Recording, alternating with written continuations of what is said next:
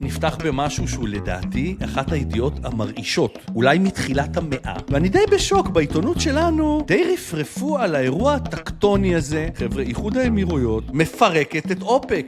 היא נותנת סתירה לסעודיה, עושה אצבע משולשת לאיראן, ונותנת לטראמפ את מה שהוא הכי צריך, אספקת נפט לעולם. זה בעצם איתות לסעודים, אתם אפסים. מה שאתה אמרת, זה מתחיל ב-1 במאי. חוק ההגירה החדש הוא מנוגד לאמנה האירופאית לזכויות אדם. וזה שממשלת דנמרק אומרת, המצב הזה שבו אני לא יכול לגרש מהגרים שאנסו, שרצחו, שפעלו בכנופיות, ואגב זה מאוד רלוונטי לנו למה שקורה עכשיו עם ה-SSQ בדרום תל אביב.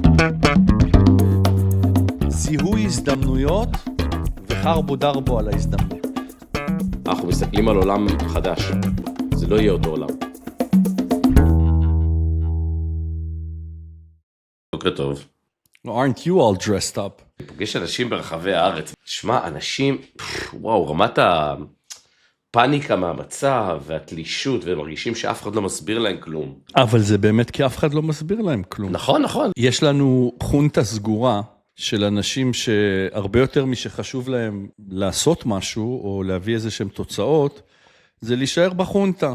והכל משמש. אף אחד לא אומר שום דבר שיש לו משמעות, או שיש לו אימפקט.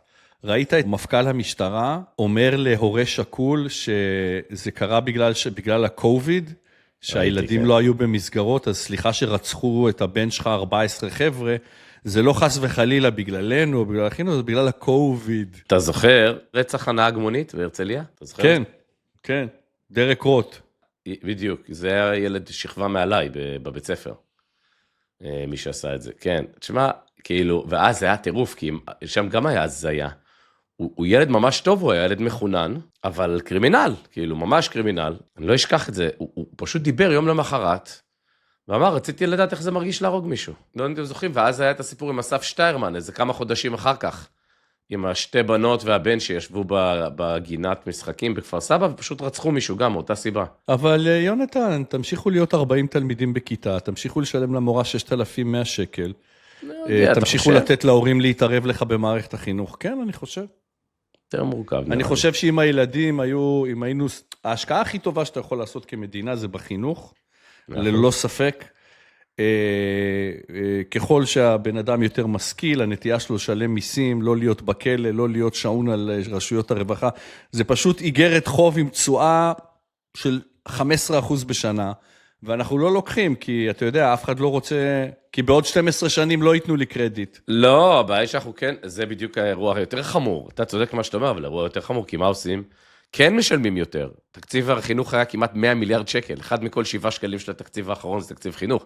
שילשו אותו ב-15 שנה. שילשו אותו ב-15 שנה.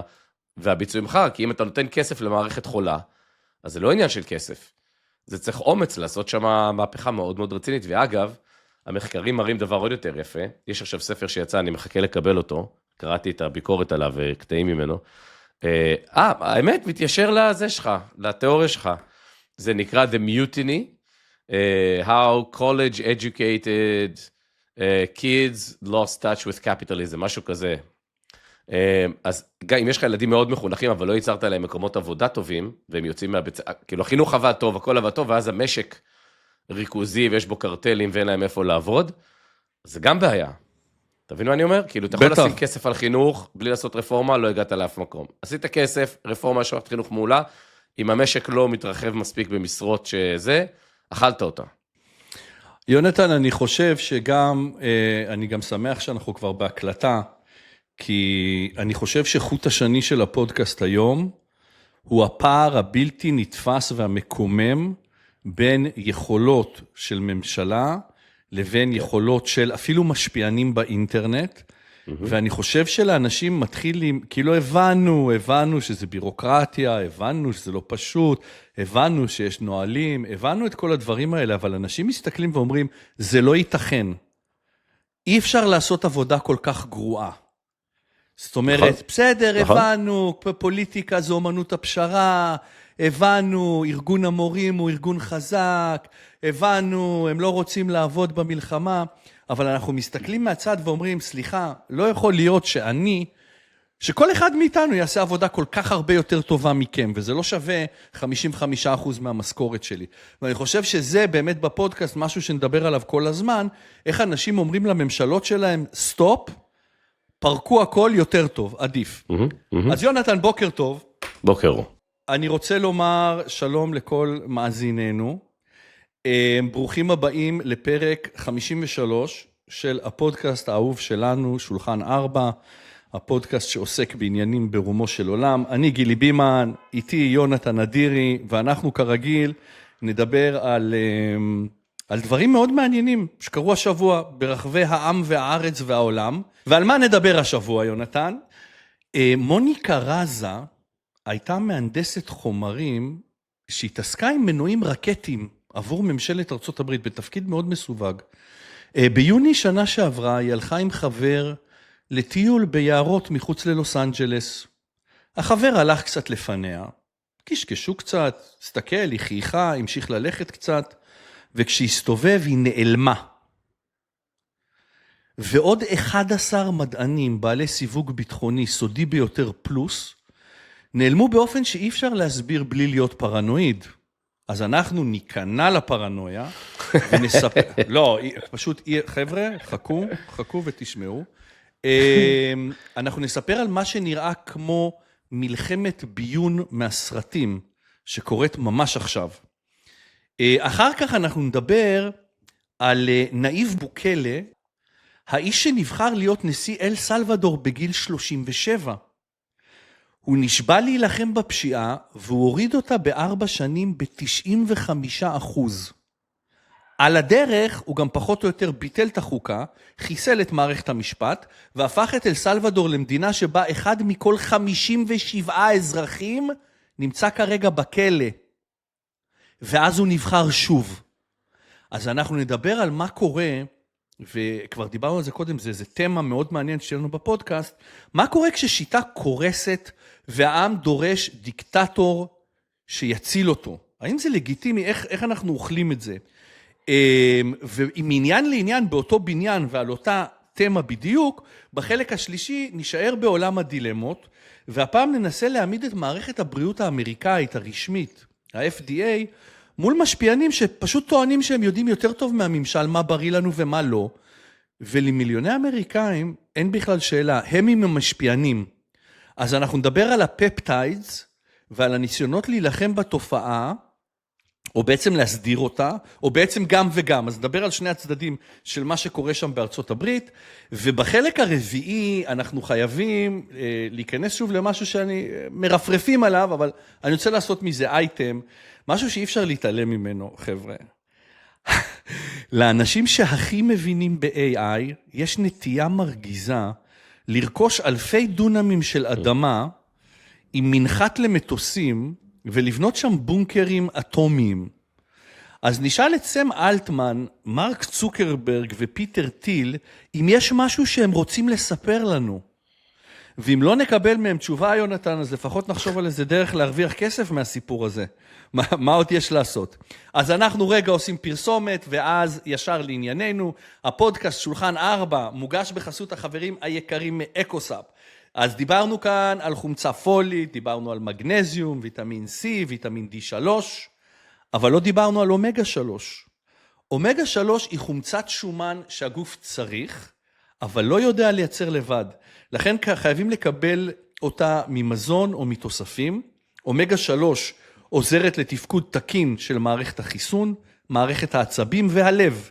חומצות השומן האלה, חבר'ה, נמצאות בדגים שמנים, כמו סלמון או סרדינים, ואפילו באגוזי מלך.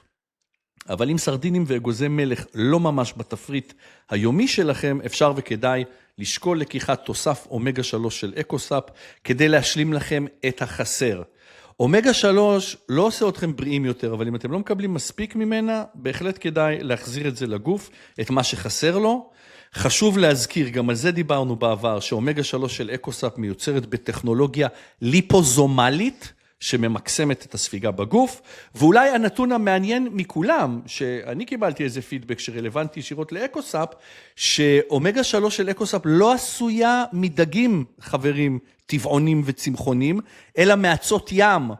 אז צמחונים וטבעונים, שממילא נמצאים כנראה בקבוצת החסר לי אומגה 3, כי הם לא אוכלים דגים, אז שימו לב, אומגה 3 של אקוסאפ מתאים לכם, ולא נסיים בלי עצה חברית, דברו עם הרופא שלכם, לפני שאתם לוקחים כל תוסף באופן קבוע, זה נכון שבעתיים, אם אתם נוטלים תרופות עבור מחלה כרונית. אז תודה לאקוסאפ, ואנחנו ממשיכים. אז דיברנו, יונתן, על 4 הנושאים שנכסה השבוע, אבל נפתח במשהו שהוא לדעתי אחת הידיעות המרעישות, אולי מתחילת המאה, ואני די בשוק, בעיתונות שלנו די רפרפו על האירוע הטקטוני הזה, אני בדודה כבר מלפני יומיים לדבר איתך על זה, אין לי דרך פשוטה להגיד את זה, חבר'ה, איחוד האמירויות מפרקת את אופק, מפרקת את אופק, היא נותנת סתירה לסעודיה, עושה אצבע משולשת לאיראן, ונותנת לטראמפ את מה שהוא הכי צריך, אספקת נפט לעולם. אז יונתן, בוא באיזה שיח חופשי, תעשה לי, זה וואו כמו שאני חושב שזה וואו, כי לא קראתי על זה יותר מדי כותרות זה, אבל די מדהים, לא? תשמע, אני חושב שאחד הדברים המעניינים שקרו השבוע, זה שכמה נקודות שדיברנו עליהן שבוע שעבר, כאיזשהו סרטוט של קווי מגמה, התממשו הרבה יותר מהר ממה שחשבנו. זה גם היה נחמד לראות השבוע את בלומברג וניו יורק טיימס עושים סוג של פולו-אפ על הדברים שדיברנו עליהם בפוד, בפרק האחרון. הסיפור עם האמירויות באופק הוא גדול יותר מרק אופק. תזכור, אנחנו דיברנו בשבוע השני של המלחמה, אמרנו, תשמע, קשה לנבא 72 שעות קדימה, אבל 3 דברים אפשר לראות כאילו באופק בצורה מאוד ודאית. האירוע של ההורמוז יהיה חלופה, בטווח זמן של 3-5 שנים, וזה יתגלה כמשגה אסטרטגי איראני. הסיפור של סוף הכסף הערבי המפרצי, ואמרנו, אין מפרציות, יש איחוד האמירויות וכל היתר. וזה אחד המופעים הכי חשובים, כי בעצם, אגב, עוד דבר שקרה זה שאיחוד האמירויות הודיע שהיא עתידה לעזוב את הליגה הערבית, שזאת גם רעידת אדמה. נגיד רגע מה קורה כאן, ואז נדבר רגע על אופק. אז בעצם מה אנחנו רואים? אנחנו רואים, וזה מתחבר לפתיח שלך, לנייב בוקלה, למה שנדבר על דנמרק, בעצם אומר, MBZ, האירוע הסתיים, אני לא מחויב למערכת הישנה, כי היא פשוט לא עובדת. אז הוא אומר, הכל עכשיו נבחן מחדש. אופק, אני צריך להיות לזה שאני שם משנת 60, האם אני עדיין צריך להיות שם? ואם התשובה שאני מגיע אליה בקצה של הניתוח היא לא, אז אני לא אהיה. אני לא אהיה שם, ואני רק רוצה שמאזינים יבינו, איחוד האמירויות יושב באופק עם איראן, שמפציצה אותו 900 פעם. ועם סעודיה. אבל איראן מפציצה אותו. מחזיקה בערך 4% מהתפוקה של אופק. עד נוק, החברה של ה-UAE, חברת הנפט. אבל אני חושב שמשהו יותר עמוק מהסיפור על אופק עצמו, גילי, זה שמישהו, עכשיו, המנהיגים הרציניים זה הוא, זה טקאיצ'י ביפן, זה מה שקורה עם טראמפ, זה מה שקורה בגרמניה, בדנמרק, אומרים, אוקיי, בוא נבחן רגע, ממש נקי את המצב, ואם התשובה שלנו שלא צריך להיות באופק, או לא צריך לציית לאמנת זכויות האדם של האיחוד האירופאי, במקרה הדני, או צריך לפרק את נאטו, מה שזה לא, אם זה לא עובד, זה שזה הסטטוס קוו, אני לא מחויב אליו יותר. זה הסיפור המעניין בעיניי. עכשיו, פרקטית לעניין אופק, אני חושב שיהיה פה אירוע עוד יותר גדול, וזה גם מתחבר לשיחות שלנו עוד מנובמבר, דצמבר, גם דבר שפספסו. הלחץ של MBS על MBZ, הבגידה הסעודית באמירויות, ההפעלת כוח בתימן, ההפעלה של הצבא של הבוטים נגד האמירויות, אנחנו רואים עכשיו את הקצה של התהליך הזה. ומה שמסקרן אותי מאוד, זה יהיה לראות איך סעודיה תגיב למהלך הזה. כי היציאה מאופק, אתה יודע, גם רוסיה לא באופק, ויש עוד כל מיני, זה בעצם איתות לסעודים, אתם אפסים. מה האופציה של סעודיה? לא מול אופק, זה בעצם, תבין, הדינמיקה הזאת, סעודיה היא הגורילה הגדולה ב-GCC, היא מאוד אוהבת את ה-GCC, כמו שהאמריקאים עד עכשיו אהבו את נאטו, ה-GCC זה ה-Gulf Cooperation Council, כן? כי היא המייצרנית נפט הכי גדולה, ויש לה את היתרות וכן הלאה. עכשיו שמישהו בא ואומר, מה פתאום אני לא רוצה להיות חלק מה-GCC יותר, זה בעצם כמו לירוק בפרצוף של סעודיה. מבין?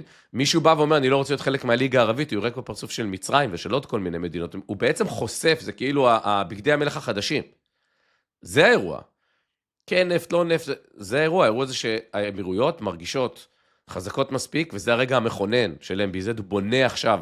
זה כאילו 1948 פעם שנייה בשבילם. המדינה הזאת עכשיו נבנית מחדש.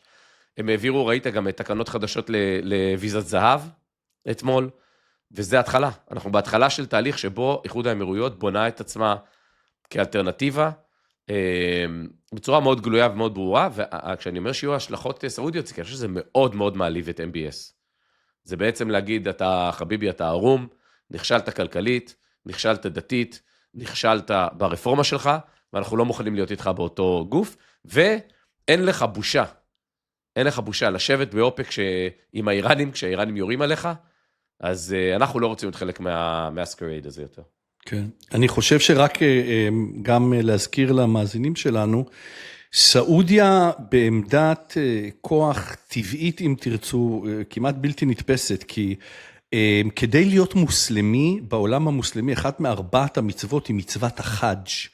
כל אדם מוסלמי באשר הוא מוסלמי חייב לפחות פעם בחייו לעשות עלייה לרגל, לקאבה, לאבן השחורה, במכה.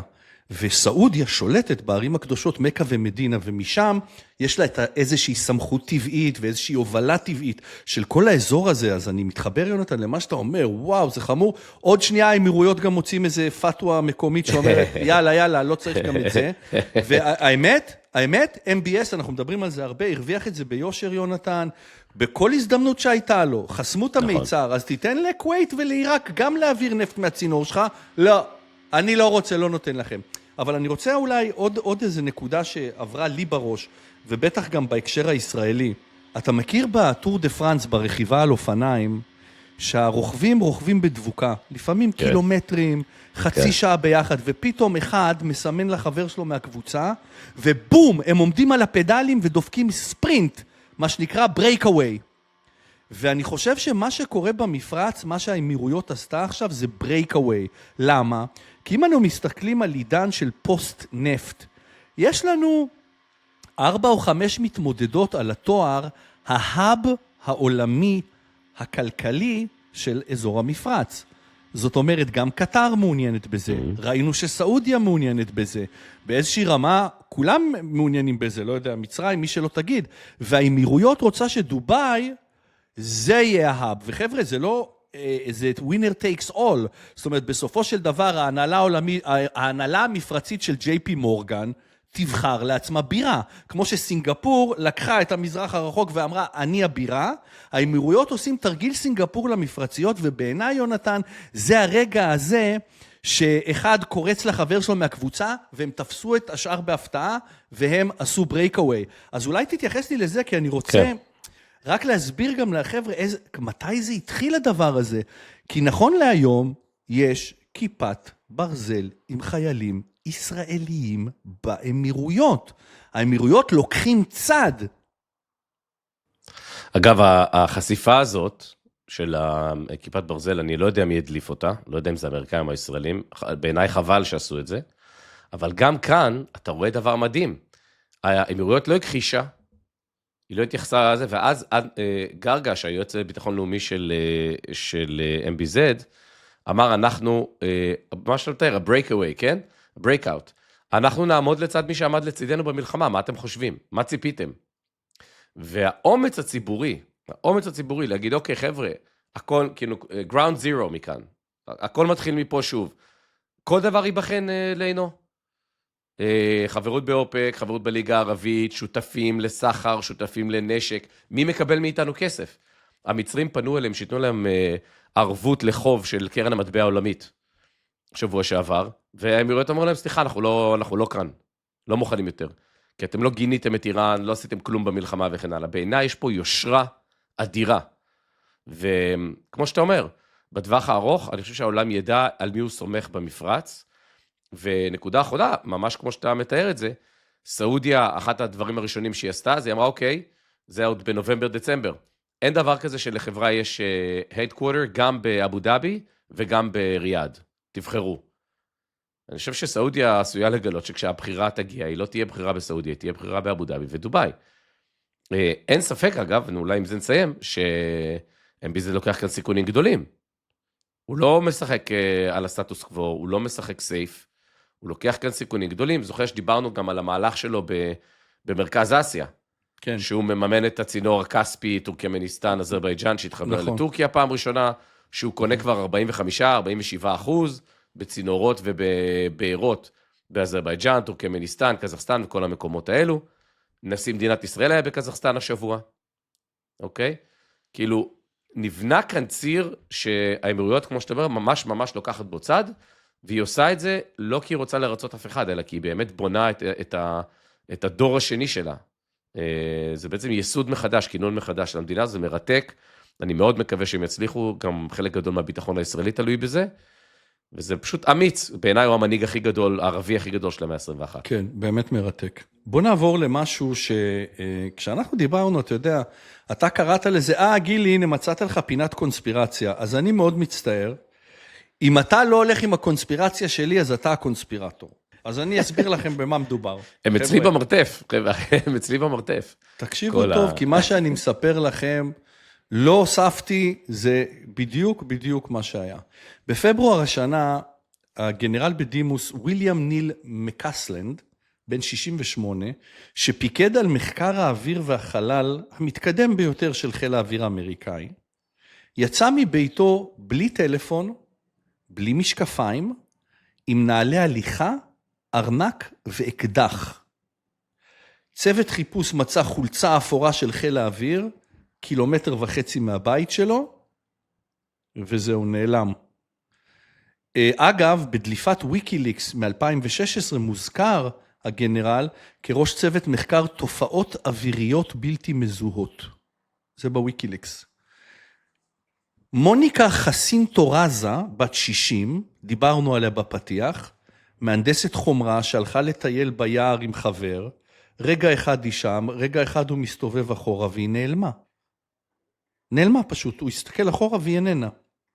ביוני של אותה שנה, מליסה קסיאס הגיעה לעבודה במעבדת המחקר הגרעיני בלוס אלמוס, ניו מקסיקו, איפה שפיתחו את הפצצת אטום. היא הגיעה לשער, אבל שכחה את התג עובד, ולכן היא חזרה לעבוד מהבית. היא לקחה את הבת שלה לארוחת צהריים, חזרה הביתה ונעלמה. מצלמות ראו אותה הולכת לבד לאורך כביש מהיר, בלי טלפון, בלי ארנק ובלי מפתחות. את הטלפון מצאו בבית, כשהוא מאופס להגדרות היצרן. ופה אני מסיים, יונתן, חודשיים אחר כך סטיבן גרסיה, שעבד במתחם הביטחון הלאומי בקנזס סיטי, שבו מייצרים חלקים של פצצות גרעיניות, נצפה במצלמות רחוב, עוזב את ביתו ברגל, נושא אקדח, השאיר אחריו את הטלפון, ארנק והמפתחות של המכונית ונעלם לחלוטין. ועוד 5 מדענים שנרצחו בנסיבות מחשידות. אז תראה, אתה יכול להגיד לי, יונתן, שיש 700,000 עובדים בתפקידים סודיים, בתעשיות הביטחון האמריקאיות, ושמן הסתם מאות מהם מתים מדי שנה, ואתה צודק. אתה גם יכול להגיד לי שאנשים שנושאים סודות כבדים במשך עשרות שנים, כנראה יותר מוטים לבעיות נפשיות, וגם אז תהיה צודק. אבל יונתן, 3 אנשים יוצאים מהבית בלי טלפון, בלי ארנק, עם אקדח ונעלמים, טלפון שהוחזר להגדרות יצרן, sorry, no way, sir. משהו קורה פה. נו, אז מה קורה? תיקח עוד צעד קדימה. תן לי תיאוריות. אני אקח בהחלט. אז דונלד טראמפ אומר, אני מקווה שזה אקראי, אבל נדע בקרוב, והודה, חלק מהם היו אנשים חשובים מאוד. Very important people. ג'יימס קומר, יושב ראש ועדת הפיקוח של הממשל רפובליקני, אומר, זה מאוד לא סביר שזה צירוף מקרים. תראה, מה יש פה לדבר, יונתן? גוף ביון זר, לדעתי, הגיע לאנשים האלה, ושכנע אותם שיש לו יכולת להרוג אותם ואת המשפחות שלהם, אם הם יסרבו, והציע להם הצעה סטייל פבלו אסקובר. מכיר את ההצעה שלו? פלטה או פלומו. כסף או עופרת. אלה שבחרו בכסף, יצאו מהבית, עלו על רכב שאסף אותם בנקודה שאין בה מצלמות, והבריח אותם החוצה. הם לקחו אקדח, כדי שאם ה-FBI יתפוס אותם בדרך, הם יוכלו להתאבד מיד ולהציל את המשפחות שלהם, זה מה שאני חושב, ואלה שסירבו, נמצאו בתחתית האגם בבוסטון. תגיד, יכול להיות משהו אחר? בוא, אתה בחור מבריק. אולי בתחתית האגם בעיר אחרת, לא בבוסטון. היה אחד בבוסטון, אז נתתי אותו בדוגמה. תקשיב, האחרים, יונתן, נרצחו, מזובר אורח, אקראי, שירה להם בראש, שהם היו במרפסת. אין לי איזה משהו חכם לומר על זה. אני חושב שכמו שאנחנו יודעים בהקשר הישראלי, יש מדינות שמחליטות שהן רוצות לפגוע במערך ידע של מדינות אחרות, והן עושות את זה, ואנחנו יודעים שישראל עשתה את זה לכמה עשרות כאלה באיראן.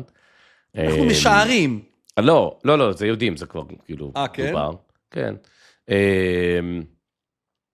אנחנו יודעים שהרוסים עשו את זה כמה פעמים, אפילו באנגליה, אתה זוכר את הסיפור של הפולוניום, שהם אשכרה לקחו רעל רדיואקטיבי, והגיעו לבן אדם, ושמו לו, זה כמו בסרטים. שמו על הספסל איפה שהוא יושב עם הבת שלו, לא? מרחו את זה על הספסל. משהו בסגנון. אז האם אני חושב שאין דבר כזה שארגוני ביון יודעים לפגוע נקודתית בדמויות שיש להם משקל סגולי במערך של האויב? ברור שכן.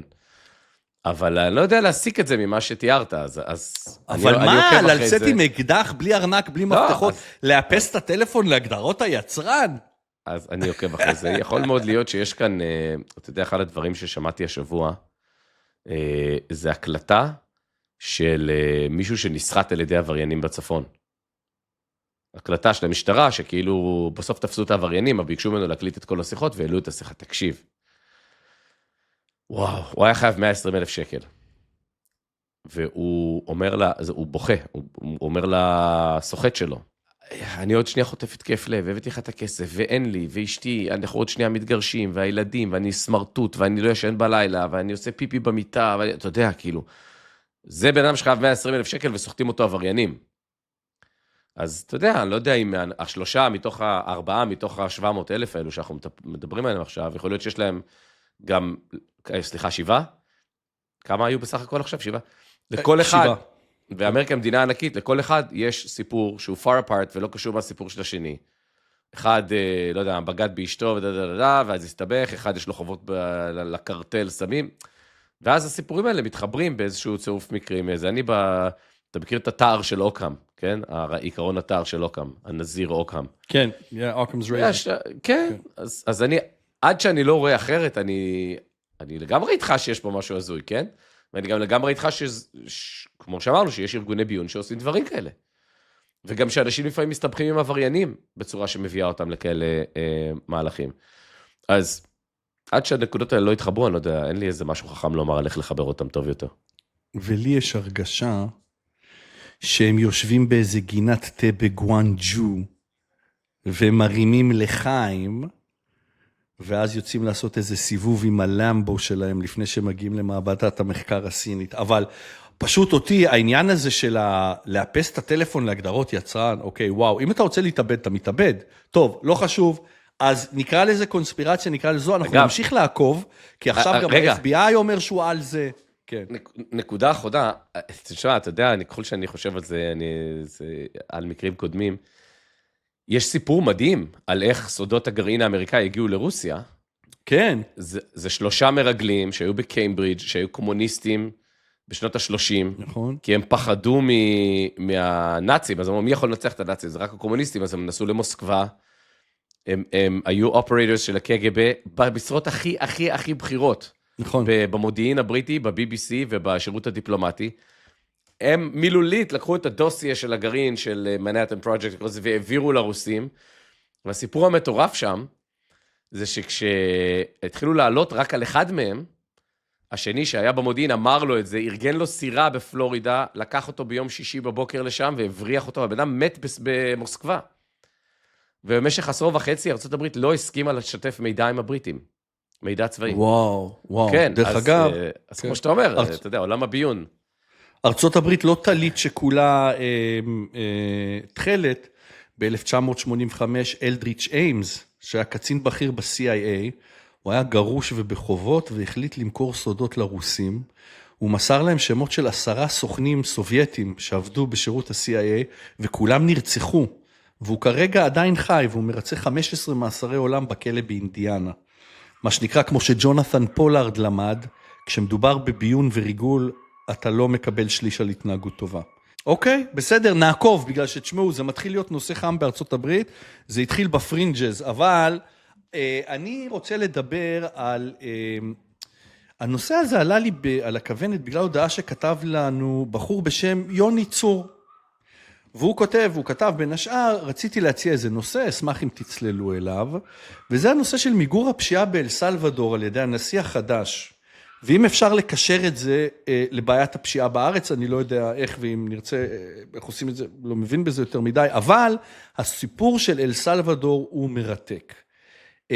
אז תודה יוני, כי הסיפור הוא כזה, רק שהמאזינים יהיו איתנו באישור קו. ב-2015, שזה לא מזמן, לפני 10 שנים, אל סלוודור הייתה המדינה האלימה ביותר בעולם. שימו לב, זה מדהים. 103 הרוגים לכל 100,000 תושבים. הבנתם נכון, בכל שנה, 1 מ-1,000 תושבים במדינה נרצח. במדינה של 6 מיליון תושבים, 6 מיליון, היה רצח בממוצע כל שעה. והממשלה מעריכה שבשלב הזה היו 80,000 חברי כנופיות פעילים באל סלוודור. וב-2019, נייב בוקלה נבחר לנשיא המדינה.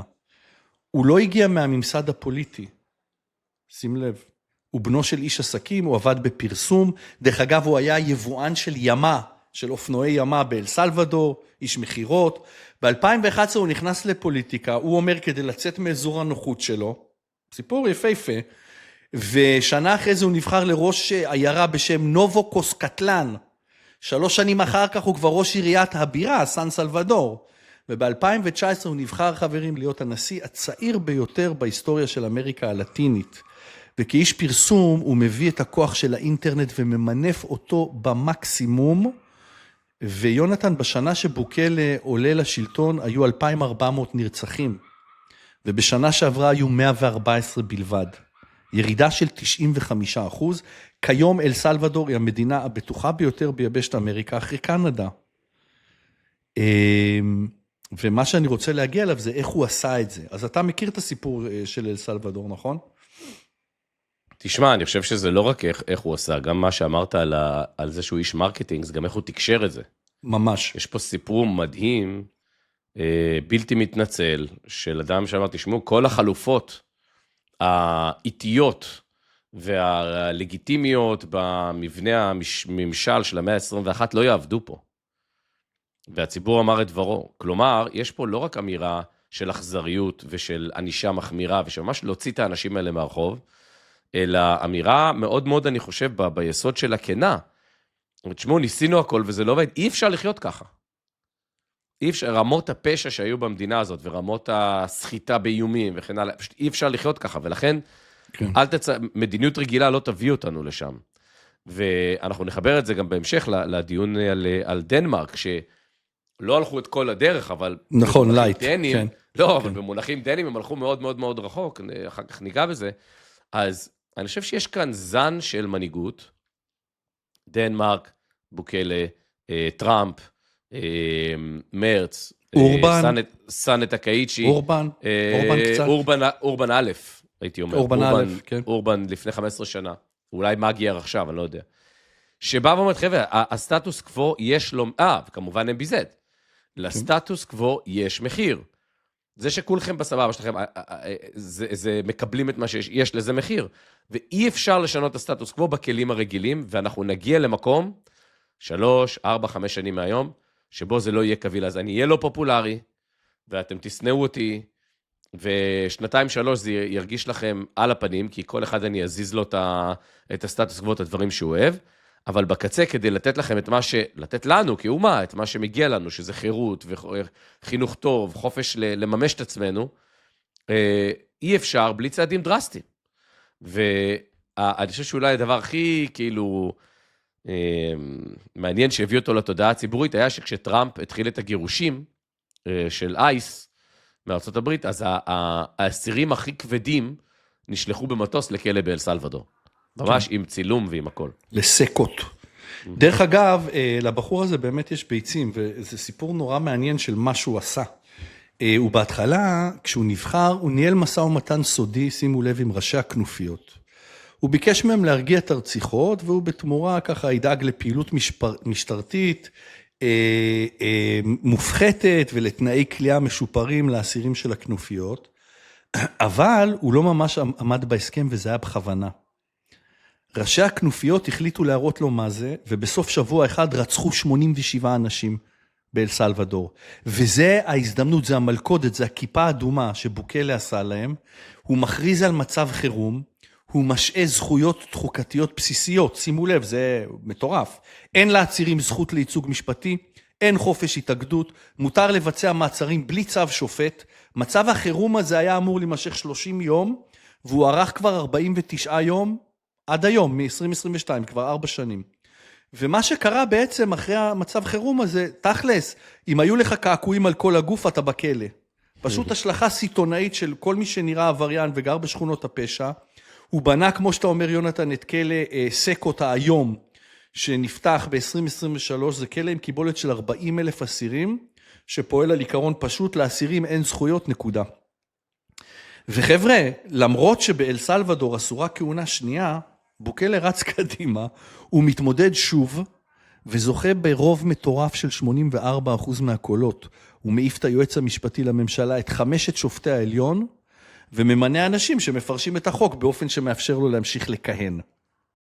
תראה, זה ייגמר רע בסוף הרי. מאוד ברור לנו. אני חושב, צריך אולי לומר משהו, תגיד לי אם זה, if it makes sense. אבל רגע, למה ייגמר רע? זאת אומרת, העם אמר, תקשיב, דמוקרטיה לא שווה שום דבר, שהבן שלי הולך למכולת ולא חוזר. בסדר, אז הוא יעשה עוד קדנציה, ואז הוא יתחיל להיות מושחת בעצמו, ואז, אתה יודע, אין לזה סוף טוב לדברים האלה. אתה צריך בן אדם כזה שינענע את האירוע, יטפל, ייצר סטטוס קוו חדש, בסדר? ייצר איזשהו שיווי משקל חדש, ואז שיבואו אחרים, ועל הסטטוס קוו הזה ינהלו מערכת סבירה יותר. אני אתן לך למשל דוגמה, תגיד לי אם זה כאילו עושה לך שכל. בגדול, כמו כל דבר בחיים, אנחנו על עקום פעמון, נכון? עקום פעמון. 80% מהמקרים נמצאים באמצע, 2 סטיות תקן מאמצע. כל עוד אתה שם, וזה עובד, אוקיי, אז אתה זז קצת, הכל טוב. אבל כשיצאת החוצה מ2 סטיות תקן, למשל, אלימות, בסדר? למשל, יש כל כך הרבה אלימות. למשל, מהגרים, כמו שאתה רואה באנגליה או בדנמרק, או למשל, השיטה הכלכלית קרסה לך, אוקיי? אז הפעולה הפוליטית חייבת גם היא להיות 2 סטיות תקן מאמצע. אתה מבין מה אני אומר? אתה לא יכול לטפל בסיטואציות חברתיות, כלכליות, גיאופוליטיות, שיצאו החוצה, כמו שלמישהו הולך להיות גרעין והוא יכול להשמיד אותך, בכלים רגילים. מה עושה בוקלה? בסיטואציה רגילה במדינה, באכיפת חוק, העיקרון הליברלי שאני נשבע בו, הוא שאין בעיה שיהיו כמה אנשים פושעים שילכו חופשיים, בהליך פלילי מאוד, עם רף מאוד גבוה, ובלבד שלא ישבו אנשים חפים מפשע בכלא. נכון? אני חושב ששופט עליון ניימן הגדיר, עם אחד עדיף 99 רוצחים בחוץ, מחף מפשע אחד בכלא. זה מבחן הסבירות של בית המשפט. אז זה העיקרון הבסיסי של מערכת אכיפת חוק וסדר ציבורי ליברלי, כל עוד אתה בתוך 80% של התרחיש של אכיפת החוק. יצאת, רמת הרציחות השתולה, אז לא, זה כבר לא עובד, אז צריך צעדים, אז כן, אז אני מזיז את המחט, ולפרק זמן מסוים יהיו 2 חפים מפשע ו-98%, זאת אומרת, אני מזיז את המחט, כן, אני כן פוגע באיזון הקדוש הדמוקרטי-ליברלי, אבל לתכלית מאוד ברורה, ואני גם קובע בחוק מתי אני מסיים אותה אמפירית, כלומר, חזרנו לראש של עקומת הפעמון, נגמר האירוע. דוגמה בישראל, נשק אצל כנופיות ערביות, האם אני נותן לשב"כ להיכנס פנימה, הרי זה כלי שהוא לא במסגרת הדמוקרטיה הליברלית, ואז אתה אומר, אם כן, אם אני מפעיל את הכלי הזה, אני גם קובע את ה-sunset clause בתוך החוק. זה יהיה, נניח, ל-12 חודשים וזה ייפסק. אוטומטית, קלנדרית, או זה יהיה ל-12 חודשים, וכדי להאריך את זה צריך רוב של 80 חברי כנסת. אתה מבין מה אני רוצה לומר? כן. לכן, אני חושב שהאקט שלו, בגראונד זירו מעולה, כי המצב היה 7 סטיות תקן מהאמצע, בלתי נסבל לאף בן אדם זה, כנראה היו מחירים, כנראה אנשים חפים פשע נכנסו לכלא, אבל עכשיו שהוא הולך לסקנד טרם, והדבר הזה לא מתכנס חזרה למדיניות סבירה של עקום פעמון, זה מסוכן בעיניי, והדברים האלה לא נגמרים טוב.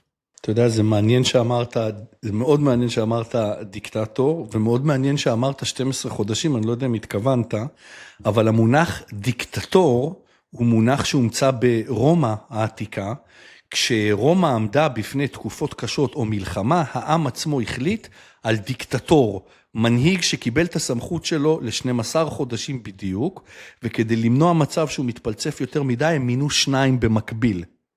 וגם זה לא כל כך הלך עם יוליוס קיסר וכל אלה שמינו את עצמם שוב ושוב, ואחרי תקופת הדיקטטורים התחילה תקופת הצ'זר, את הקיסרים. אבל מעניין, כי באמת גם הרומאים הגיעו למסקנה, 12 חודשים, all in, ואהבתי את מה שאתה אומר לגבי האישור מיוחד של הכנסת, או 80 חברי כנסת, כדי להאריך את הכהונה הזאת. איזה חבל זה שתמיד, שאף אחד לא מוכן לצאת בשיאה, אף אחד לא מוכן להגיד תודה, take a bow, mic drop, אני הולך הביתה. כן, תראה, אני חושב אבל שגם, בוא נבין את דנמרק רגע לאירוע. בדיוק רציתי להגיע לדנמרק, בבקשה. אני אתן רקע, יונתן? כן, אני כן, אכין כן. לך? כן. בטח, בטח. וזה בדיוק דוגמה לייט למה שקורה בדנמרק, שזה מרתק בעיניי, כי דנמרק מאמצן בעצם כיום, או לא מזמן, את הקו הכי ניצי בענייני הגירה באירופה. אולי חוץ משוויץ והונגריה, אני חושב. ולדעתי דיברנו בנגיעות, אבל בוא נחדד. דנמרק בעצם שינתה את חוקיה, היא נותנת אישורי הגירה מעכשיו זמניים ולא קבועים, היא מאפשרת לשלוח מבקשי מקלט לאיבוד במדינות שלישיות, אם אתם זוכרים דיברנו על רואנדה, זה לא ממש קורה, אבל החוק מאפשר את זה. זרים, וזה דבר חדש, שביצעו פשעים, מוחזרים מיד למדינת האזרחות שלהם, זאת אומרת, אפס סובלנות לכל הקייסות והשטויות, דרישות מחמירות ללימוד שפה, הם הפחיתו את הקצבאות, ודיברנו על זה באחד הפודקאסטים הראשונים, אם אתה זוכר, על מניעת גטאות חברתיים, וכמו שאתה אומר, מה שסופר מעניין כאן, שאת כל זה עושה מפלגת שמאל, מפלגת הסוציאל דמוקרטים, נכון, של מטה פרדריקסן. מטה פרדריקסן, כן. תראה, אז דיברנו על בוקלה, שם זה ממש בולט, וזה דיקטטור, וזה אלים, וזה פופוליסטי, בסדר? אבל אני חושב שמה שקורה בדנמרק, הוא לא פחות דרמטי. גם כאן הם הגיעו למסקנה שהאירוע יצא מגבולות הנורמה, ולכן הפתרונות חייבים להיות מחוץ לגבולות הנורמה. הסיפור בדנמרק מתחיל ב-2018, כשהממשלה מבינה שהגטאות בתוך המדינה, היא מסתכלת מעבר לגשר בשוודיה, היא רואה מה קורה בגטאות במלמו, והיא אומרת, אצלנו זה לא יהיה. והיא מעבירה חוק שנקרא חוק הגטאות, ובחוק הגטאות היא אומרת, אני הולכת לעשות, תקשיב, זה דבר מדהים, בניגוד לתפיסה הליברלית הקלאסית, ששלטה אז באירופה 2018, See Awoke, אני מסמיכה את פקחי משרד הפנים להיכנס לגטאות, לעשות סקר אתני, זאת אומרת, לדפוק בדלתות ולהגיד, מאיפה אתה, מה הדת שלך, כמה אתה ליטרט, כמה ילדים יש לך, לעשות סקר דמוגרפי אתני, ואז בהתאם לאיזשהו רף שנקבע מראש, אם עוברים את הרף הזה, מפעילים את תוכנית הגטו. מה אומרת תוכנית הגטו? הורסים בניינים, משקיעים כסף בבנייה איכותית יותר, עד כדי, גילי, תקשיב לזה, הסמכות לקחת ילד מחזקת האם ל7 שעות ביום. בהחלטת ממשלה, כדי שהוא ילך לבית ספר דני, וילמד לדבר דנית, כדי שלא תהיה בעיה עוד 15 שנה. תוכנית הגטו הדנית, חטפה מה-ECJ, חטפה מהיפי נפש, והדנים עמדו על שלהם, הוא נכון, זה לא דמוקרטיה ליברלית במובן הקלאסי, אבל אנחנו לא מוכנים להגיע לקצה שכמו בדנמרק.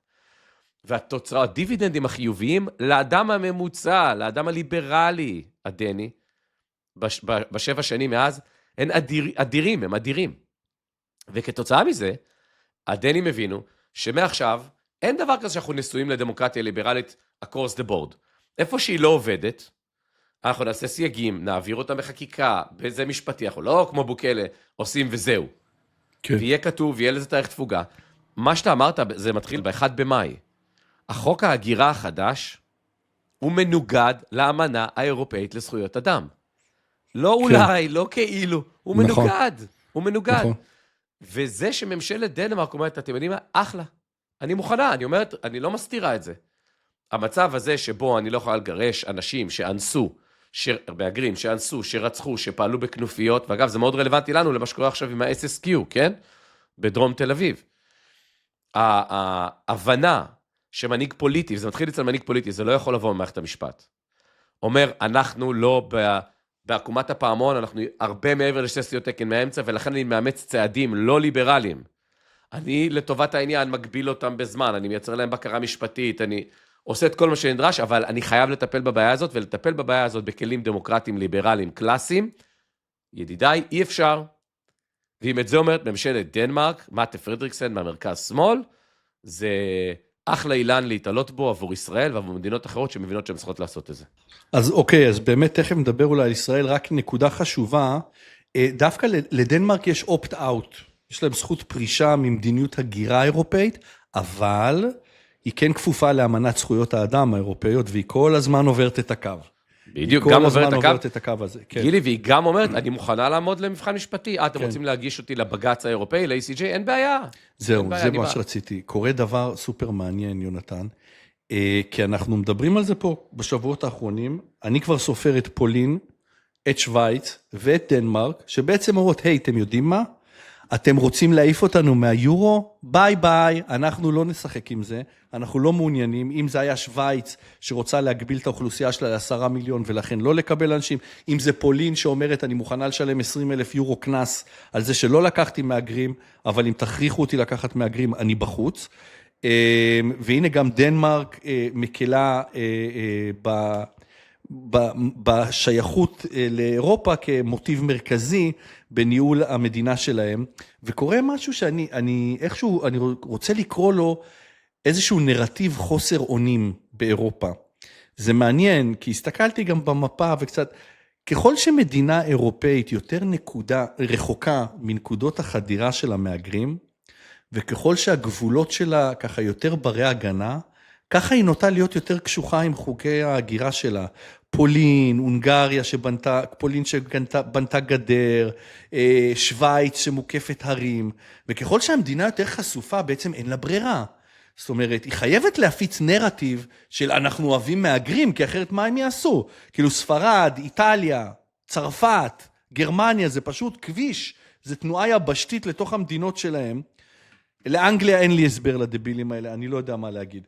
אבל יונתן, אולי באמת, אני רוצה שתיתן עוד איזה מילה על בארץ, כי אני חייב להגיד לך שיש, אנחנו כל הזמן משתדלים לשמור פה על גישה אופטימית, והיו כמה וכמה אנשים שכתבו השבוע, מה קורה בארץ? האנשים ממש נגנבים מהמיינדלסנס של הרוע והרשעות אצל אזרחים כל כך צעירים וכל כך חסרי כיוון,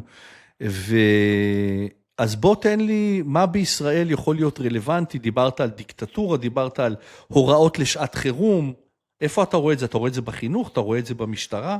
לא, אז בוא נדבר רגע, אני חושב שהבעיה המרכזית בישראל ברפורמות, היא בעיה של רצון פוליטי ותקשורת פוליטית. קודם כל, בסדר, אתה יודע מה אני עושה בעלינו, לא נרחיב בזה, זה מה שאני מקדיש לו את חיי בעשורים הקרובים, זה לייצר את התנע הפוליטי הרדיקלי, שאיתו אתה משכנע את הציבור, כמו שעשתה מטה פרידריקסן, וכמו שעושה עכשיו ראש ממשלת יפן, להגיד את האמת לציבור, לא כמו הרעיונות ששמענו בשבוע האחרון של פוליטיקאים, אני אחליף אותו ואני אעשה ככה. תגיד, אנחנו מחוץ לנורמה, ולכן הצעדים שאני הולך להפעיל הם א', ב' וג', וחלקם לא מסל הכלים הדמוקרטי-ליברלי, והם יקרו עם סייגים א', ב' וג', בהגירה, בטיפול בפשיעה וכן הלאה, אוקיי? א', זה דבר נדרש. האתגר בישראל, נגיד שיעלה מנהיג כזה, או מנהיגה, ואני עובד על זה, ולדעתי זה יקרה ב3 שנים הקרובות, או בטוב או ברע, ברע כלומר כי המצב יידרדר, ואז אנשים באמת יבינו, אוקיי? זה שיש בבית המשפט העליון, בשבתו כבג"ץ, הכל שפיט, וזכות העמידה היא מוחלטת, זה אירוע רע לישראל. אתה לא אוהב את זה. ברמת השינוי הנדרש. למה? בוא אני אסביר רגע. אני עבדתי עם שמעון פרס הרי 4 שנים. וב1000 השעות במצטבר שהיו לי איתו אחד על אחד, היו 3 נושאים שדיברנו עליהם לעומק. אחד זה העשור הראשון, בן גוריון, השיחות בצרפת, על המפעל בדימונה וכן הלאה וכן הלאה. דברים מדהימים. אז השנייה היה על המשבר ב-84-5, ואיך הוא נקלע להיות ראש הממשלה, כשהמדינה קרסה עם 400% אינפלציה, ואיך הוא בנה עם שמיר, ועם אנשי מקצוע, בכלים לא דמוקרטיים ליברליים, כי צריך לקבל החלטות מאוד מהר, אנחנו 3 שבועות מפשיטת רגל, כן?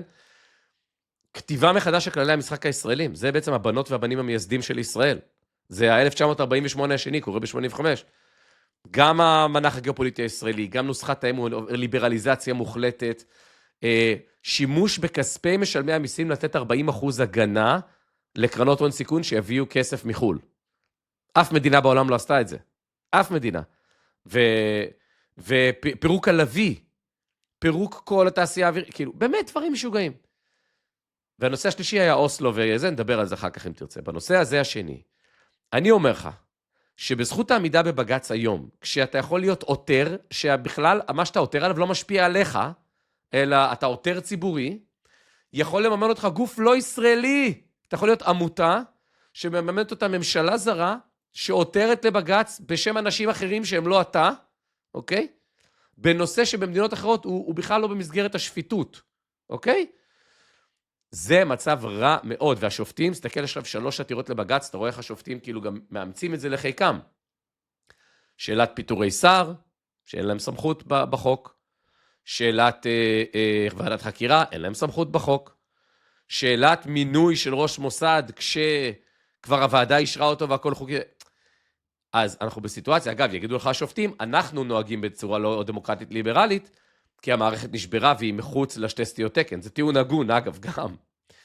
אבל בקצה, תחשוב על ממשלת 85, עושה את הצעדים שלה, ואז מגיע ועד העובדים של מטוס הלוי, ואומר, הלו, למה אנחנו? זה לא סביר, זה לא מידתי, למה לא התחלתם, לא יודע, לפטר את XY, למה לא עשיתם קיצוץ רוחבי?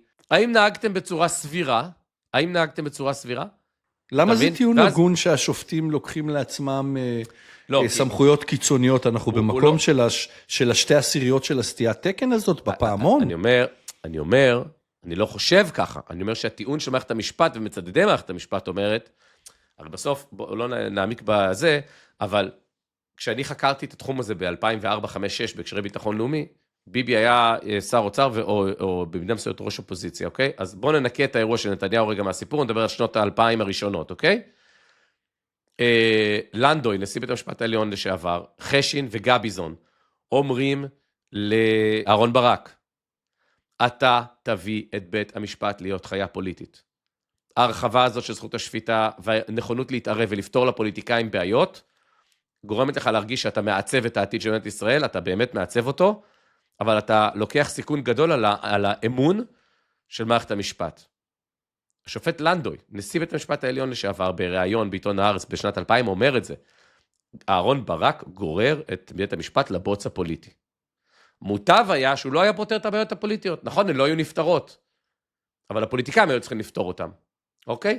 עכשיו, זה דיון מתקיים כבר 30 שנה. מי התחיל, בסדר? אז אומרים לך, בצדדים מערכת המשפטית, תראה את אמסלם, תראה את זה, תראה את ההוא, תראה את השרים, תראה את השחיתות. אז השחיתות הזאת התחילה, כי הבית משפט, במידה רבה, פתר לפוליטיקאים את הבעיות. אז עזוב רגע את מי התחיל. אבל השופטים יכולים להגיד היום, תראו, המצב כזה חמור, במינהל הציבורי הישראלי, שהוא הרבה מחוץ לסטיות תקן, אוקיי? ולכן אנחנו נדרשים להפעיל בקרה שיפוטית, שהיא מחוץ לגבול הסביר של דמוקרטיה ליברלית. לא נראה לי כל כך טבעי. אתה רוצה שאני אתן לך את הפתרון שלי, מה אני חושב שאפשר וצריך לעשות? ברור. אז אני אכין לך אחרי זה סיכום, אם אתה רוצה, אתה יכול לצרף לך את זה שם. אני חושב ככה, אני חושב שהדבר הראשון שצריך לעשות, בתי כלא צריכים להיות, הידעת יונתן והידעתם מאזיננו היקרים, ש41% מהאסירים בבתי כלא ישראלים יחזרו לכלא תוך 5 שנים. אתם מבינים את הבושה? 41%. במקום לייצר מרכזי שיקום, כדי שאנשים יוכלו לחזור לחברה, עם איזשהו מקצוע, עם איזשהו משלח יד, יצרנו אוניברסיטה לפשע. הוא נכנס לכלא על גניבה, והוא חזר לכלא על שוד מזוין. בתי כלא, אסירים לא אלימים, לא צריכים להיות בתוך תאים. הם צריכים להיות בחוץ, לא מחוץ לכלא, אבל במרחב שהם מתעסקים בחקלאות, ובקטיף, ובבינוי, והם לומדים נגרות, ומקבלים הכשרה לעיסוקים שיוכלו לעשות בחוץ. מה הבעיה לעשות אזור כלא איפשהו עם 200 דונם אדמה, ולתת לאסירים האלה הזדמנות להשתקם? אנחנו עושים טעות מאוד בסיסית בחברה, שאנחנו חושבים שתפקיד הכלא הוא עינוי פיזי. לא, תפקיד הכלא הוא הרחקה מהחברה. עונש המאסר אומר, אתה גנב, אתה משהו כזה, אני לא נותן לך לחזור. אני לא נותן לך לחזור לחברה X שנים או whatever. אז זה דבר ראשון שהייתי עושה. שדרוג שלם של הכליאה, כי 41% חוזרים לפשע, זה בושה וחרפה. הדבר השני, לגייס שוטרים ישירות מתוך היחידות המיוחדות שלנו. יש לנו את דובדבן, יש לנו את השייטת, יש לנו לוחמים אדירים, ציונים מדהימים. אז חבר'ה, קודם כל בואו נשלם להם יותר מ-6,300 שקל, אוקיי? ובואו נשים בראש המשטרה, סליחה, אדוני המפכ"ל, להגיד למשפחת נרצח, הם נרצחו בגלל הקורונה, לילדים לא היה מסגרת. תקשיב, חבר, זה לא בשבילך הסיפור הזה, וצריך באמת, למה? יש לנו את הצבא הכי טוב בעולם, למה אין לנו את המשטרה הכי טובה בעולם? למה אנשים לא ממשיכים מהצבא למשטרה? אנחנו 3 שנים מסתכלים עליהם, יש לנו את הקבוצת איכות שלהם, את האינטליגנציה שלהם, את היכולת שלהם להתמודד תחת לחץ. למה הם לא ממשיכים בתוכנית אופק לתוך המשטרה? אלה העצות שלי, זה ה2 סנט שלי, אני חושב שזה יכול מאוד לשפר את מצבנו. אני חושב שאתה אומר דברי טעם, אני אגיד לך רגע בעניין הזה, פשוט בהקשר של אכיפת חוק, אתה נוגע בהיבט הסיסטמי שלה. מה אני רוצה לומר? כשהפופוליזם אומר, בן גביר, הוא ילך, הכל יסתדר. לא. הבעיה של אכיפת חוק נשענת על 2 צירים. אתה רוצה לייצר אכיפת חוק, אתה צריך לייצר ודאות שיתפסו את העבריין. כלומר, שכשהעבריין יוצא לדקור מישהו, הוא ידע שיתפסו אותו, בהסתברות מאוד מאוד גבוהה. זה א' ב', זה הבייסליין, כן? זה מצלמות, זה שוטרים מאוד איכותיים, זה מערכת האזנות, כל מה שצריך לתת למשטרה. דרך אגב, אתה יודע שהיועצת המשפטית כמו באמריקה, נכון. היועצת המשפטית לממשלה לא מאפשרת למשטרה להשתמש ברוגלות, אוקיי? כבר 3 שנים, בגלל שיש ויכוח, האם בחקיקה צריך לאפשר את זה גם על נבחרי ציבור, והמחוקקים בכנסת רוצים חקיקה מפוצלת, שאם אתה רוצה לצוטט לנבחר ציבור, אתה צריך עוד אישורים, וזה לעומת ציטוט לעבריינים במסגרת קלאסית של משטרה. אז א', ודאות, צריך לייצר מצב שבוודאות גבוהה, עבריין נתפס. 2, זה נקרא מיידיות. מה זה מיידיות? מיידיות הענישה. כי אם תפסת את כולם, אבל לוקח לך 3 שנים לעצור אותם, אז זה לא עוזר, ולכן זה אלמנט מערכתי. הוודאות קשורה לאיכות המשטרה, לטכנולוגיה, לאנשים האלה שבאים מהצבא, ולאיכות המנהיגות במשטרה. המיידיות קשורה לפרקליטות, לשירות בתי הסוהר, וכן הלאה. תסתכל על כמה מספרים על ישראל, תבין כמה המצב חמור, וכמה זה חמור לא רק בגלל השר או המפכ"ל או הזה, או דמויות, זה ריקבון מוסדי אחד גדול. יש לנו 900 שופטים על 10 מיליון איש, שבגרמניה זה 2,300 ל10 מיליון, שתבין את סדר הגודל. זה מביא לזה שלמעלה מ-80% מההרשעות הפליליות בישראל קורות בהסדר טיעון אחרי 20 חודשים, שתבין מה זה מיידיות, כמה זמן, וזה בהסדרי טיעון, המערכת הציבורית כל כך גאה בזה, שעושים הסדרי טיעון. איזה מין תפיסת צדק זאת? נכון, זה יעיל כלכלית וזה מקצר את המיידיות, אוקיי? אנחנו משחררים עשרות אסירים כל חודש, כי אין מקום בבתי כלא. אנשים שעוד הם בטרם, כאילו עוד לא נגמר להם, הם מרצים מאסר. ונגמר המקום בבתי המעצר וחלופות המעצר של המשטרה. זאת אומרת, שאתה קורא שרוצים לעצור מישהו עד תום ההליכים, אתה אומר, איך לא עצרו אותו? למה הוא לא היה במעצר? אז בעיית הוודאות, בעיית המיידיות, אלה הבעיות, זה בעיה, האינסטינקט שלך נכון, כדי לפתור את האירוע הזה בעיה מערכתית, וחוזר לאייטם הקודם, זה גם בעיית הגירה, וזה בעיית זכות עמידה בבית המשפט העליון. כל האירוע הזה הוא מזמן מחוץ לשתי סטיות תקן מהאמצע, ולכן הכלים לטפל בו, הם ממש לא כלים קלאסיים מתחום הדמוקרטיה הליברלית, שהיא בקצה הכי ליברלי שלה. לא יעזור. תגיד, יונתן, אתה יודע מה זה פפטיידס? אני מכיר את הפפטיד הכי חשוב בעולם. מי הוא? אינסולין. בזכותו כולנו, אינסולין, בטח. יפה, כן. כן. אז בואו נספר לכולם, ובואו נספר, אנחנו עוד פעם, אם אתם שמים לב, הפודקאסט הזה מנסים לדבר על הקו הדק הזה, שאני אוהב אותו דווקא, והאינטרנט מאוד מנגיש אותו, של אנשים שאומרים, לא מקובל לנו, הבירוקרטיה הזאת היא מוגזמת, ואיפה שביל הזהב זה משהו שאני רוצה להציף ביחד איתך ולנסות להבין. ונעשה את זה דרך המקרה הזה שקורה עכשיו בארצות הברית, אם שמתם לב, ג'ו רוגן מעורב, RFK, אנדרו יוברמן, מאוד מעניין. פפטיידס, חבר'ה, הם מולקולות קטנות, שהן מורכבות משרשרת של חומצות אמינו, שהן אבני הבניין שמרכיבות חלבונים. אז אם תרצו, חומצת אמינו היא חרוז, הפפטייד היא שרשרת קצרה של חרוזים, כמה חרוזים ביחד, והחלבון עצמו הוא שרשרת מאוד ארוכה ומורכבת של חרוזים. אז לפפטיידס האלה, לחלקים האלה בשרשרת, יש תפקידים חשובים בגוף שלנו, אז הנה יונתן אמר ישר וצודק, האינסולין הוא פפטייד, הוא חלק מתוך חלבון. הקולגן ששומר על האור שלנו ומוכר מאוד הוא פפטייד. ובאופן כללי, בניית שרירים מבוצעת על ידי פפטייד, זה תפקידיהם, אלפי תפקידים, יש אלפי פפטייד שונים. ומה שקרה עד היום, חבר'ה, וגם בזה, יונתן, נגענו בשולחן 4, למי שזוכר, רוקחים עצמאיים בארצות הברית, היו מייצרים כל מיני פפטיידס לא לגמרי בדוקים, והרעיון היה לייצר חומרים שעוזרים לבניית שרירים. עכשיו, מי שנמצא היום בסושיאל מדיה, אולי לא יודע שקוראים לזה פפטיידס, אבל הוא נתקל בזה כל הזמן. זה כל מיני מוצרים שמאפשרים הפחתת דלקות, מי שיודע על הגברת הפרשת ה-GH, הורמון גדילה, זה מאוד פופולרי, למרות שיש איזה השפעות שיכולות להיות לא צפויות ללב, זה דרך אגב אסור בספורט תחרותי להשתמש ב-GH, וכמובן, ומה שמעלה את כל הנושא הזה על הפרק ביג טיים, זה עולמות ההרזיה ועל GLP-1, כי שם הבעיה היא שמינון לא מדויק יכול לגרום לתופעות לוואי לא פשוטות, ורק מילה, הרוקחים העצמאיים האלה, ה-compound pharmacies, בעצם מנצלים פרצה בחוק האמריקאי, שאומרת, שהרעיון של החוק הוא יפה, שאם תרופה ספציפית עוזלת מהמלאי, כמו שקרה ב-GLP-1, או שלא קיימת במינון שאתה צריך, זכותך כאזרח לקבל את המינון הנכון, גם אם זה עוקף פטנט, ולכן לרוקחים העצמאיים מותר לרקוח אותה בעצמם, כי לכל אדם יש זכות לקבל את התרופה, אז מה עשו? יצר מצב שכל מיני רופאים, מדעני רשת, משפיענים, יזמים גם, התחילו לשווק גרסאות שונות של פפטיידס עם שמות מפוצצים. אז קצת, יש לנו את ה-B500, הביו-הקינג, שזה התאוששות מהירה מפציעות שמדברים עליו הרבה. בעיות מעיים, יש את ה-BPC 157. ויונתן, היתרון, הנקודה שאני רוצה להעלות, קודם כל, ה-FDA האמריקאי עלה על העניין הזה, והתחיל לאסור על בתי מרקחת, לרקוח חלק גדול מהפפטיידס האלה, כי זה לא עובר מבחן דאבל בליינד של 10,000 איש שקיבלו, ו10,000 איש שקיבלו פלסיבו, ותוצאות ומחקרים וכיוצא בזה. ומה הייתה הבעיה? שאת אנשים זה לא עניין.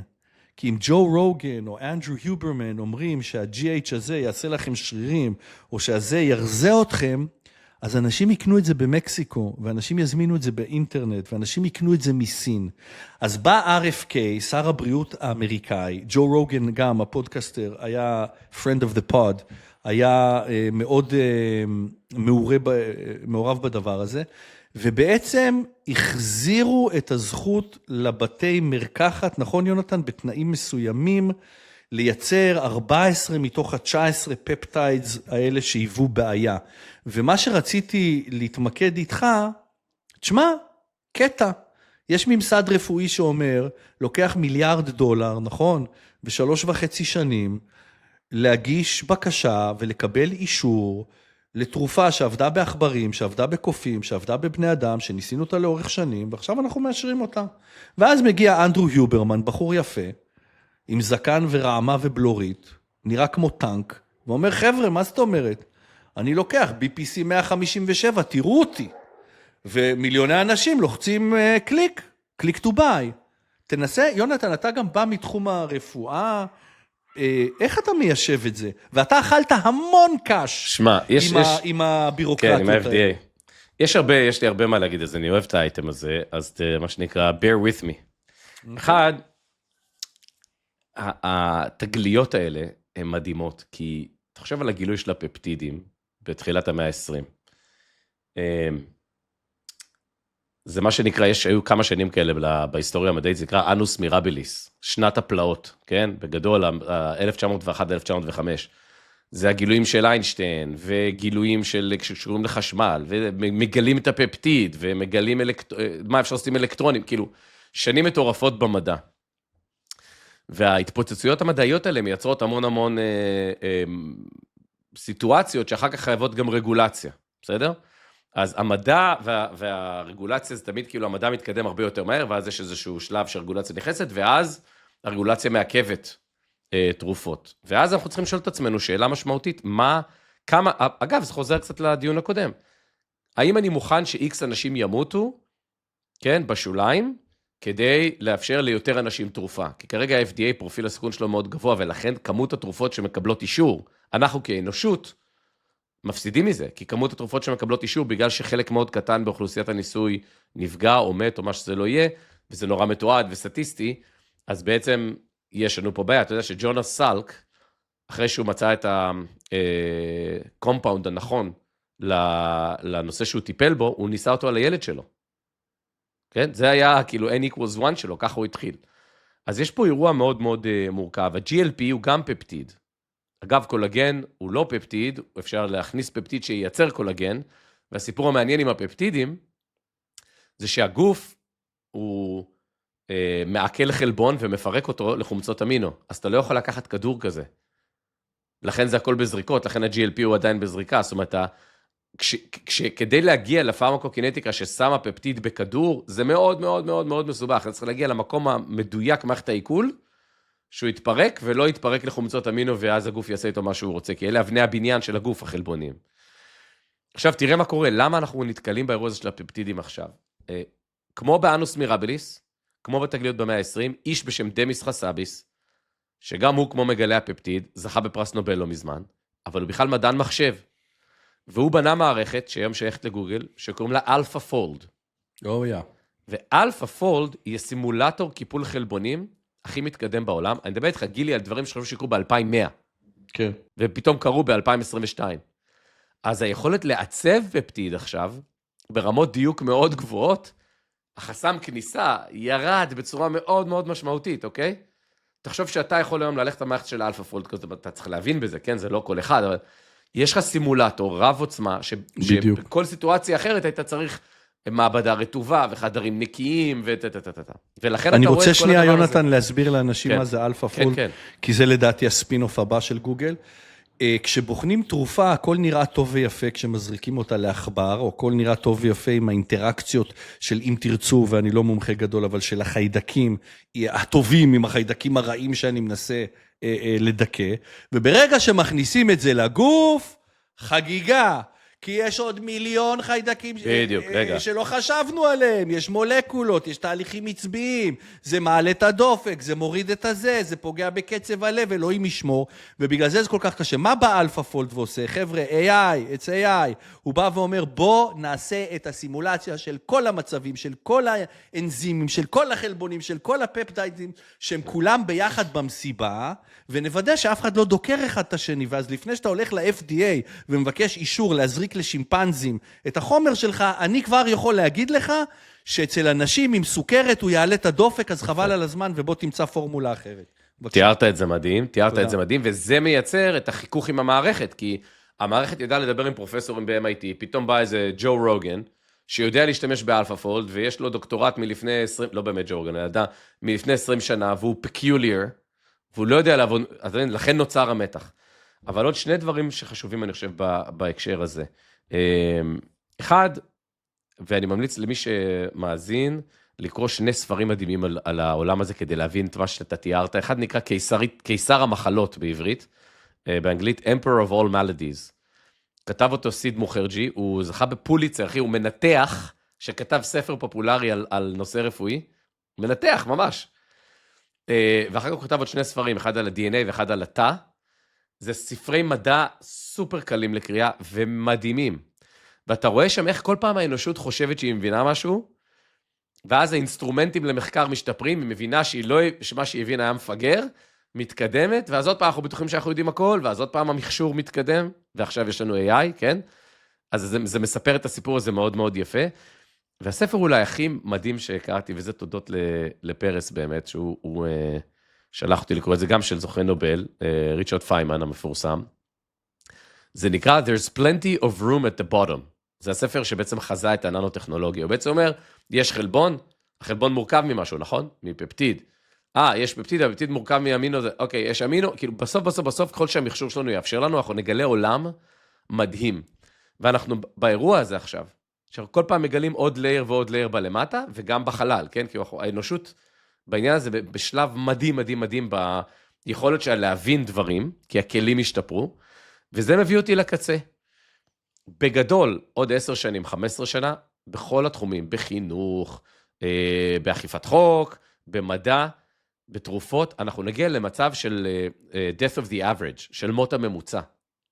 כל התזה היום של ניסויים קליניים, היא יושבת על חציון, על ממוצע, התזה של איך אני נותן רווחה, האדם הממוצע, השכר הממוצע, האם עוד 10 שנים, בגלל הכלים האדירים שיש לנו, אתה לא תאשר תרופה, אם אני יודע להגיד מי 10 מתוך 100 אנשים שמתו בניסוי, אני יודע להגיד מה מאפיין אותם, אז אני לא אתן את התרופה ל-90. אני אדאג איך לדעת מי 10 שזה, שלא ייתנו את התרופה. אתה מבין? מעניין, כן. אם אני צריך לקבוע איזה מדיניות רווחה עובדת, אני לא אקבע לנשים חד-הוריות, לא. אני אקבע לאישה חד-הורית בירושלים, מה יותר חשוב, שהיא בירושלים או שהיא חד-הורית? ואז אני אקבע את המדיניות רווחה, לא בממוצע, אוקיי? ואז הסכנה האמיתית בתקופת המעבר, בין איפה שאנחנו נמצאים היום, מדיניות חציונית, או ממוצעת, כן? שבגלל אנחנו מפסידים המון innovation, והרבה כסף הולך לאיבוד בגלל זה. לסיטואציה personalized לגמרי, יש סיכון של ניסויים של N equals 1. כולנו מכירים את הבן אדם הזה ב-95 שמעשן סיגריות. זה לא אומר שסיגריות לא עושות סרטן. הוא outlier, אוקיי? אז ניסויים של הוברמן כזה, עם זקן, אני לוקח ולא קרה לי כלום, אנחנו לא יודעים למה לא קרה לך כלום. כשנדע למה לא קרה לך כלום, אז יהיה אפשר לעשות ניסויים של N equals 1. תבין מה אני רוצה לומר? בוודאי. זה בעיניי תקופה מרגשת מאוד, אבל זמן הביניים הוא מאוד מסוכן, כי יש מלא פופוליזם שיט כזה, של אנשים שרוצים להרוויח הרבה כסף, ו-disgrunted, הם כועסים על ה-FDA, הם כועסים על זה, כועסים מהו. בקצה של האירוע הזה, זה מוות מות הממוצע. זה עידן מאוד מרגש ומאוד יעיל. ישחרר הרבה כסף וייצר הרבה תרופות. איך אנחנו גורמים לעידן הזה לקרות? אני לא יודע אם אתה יודע, אבל המפיק של הפודקאסט שלך היה מעורב בחברה נהדרת, שוואלה, היא מפתחת מוצרים טבעיים, רוקחות טבעית של הטבע. תקשיב, ואני ליוויתי אותם, אני מכיר את הבן אדם שהשקיע אצלם וכיוצא בזה, והם, תשמע, הם הביאו איזה משהו, יונתן, לערבב דבש דבורים עם פרחי בח, ולמרוח על המרפק, ומשרד הבריאות לקח לו 2 לבדוק ולאשר, ופרחי בח ודבש.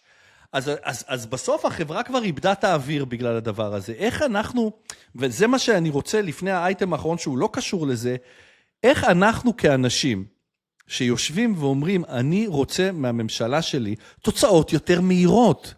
אני לא מוכן שבשנה יבדקו 4 תרופות ויקח 3.5 שנים לאשר אותם. ואתה אמרת משהו נורא מעניין, נורא מרתק, נורא מרגש. צריך פה איזושהי גדלות רוח. האם זה בגלל שהיא חד-הורית או האם שהיא בירושלים? וזה יקבע את מדיניות המיסוי במדינת ישראל. כי אולי ירושלים זה מקום יותר מאתגר לאמהות חד-הוריות.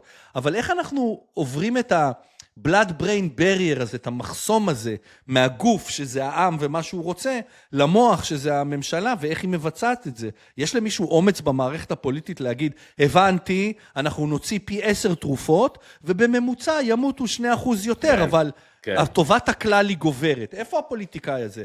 כי זה לא הפוליטיקאי שפתח את המקלטים של הגנים, כי זה לא קרה.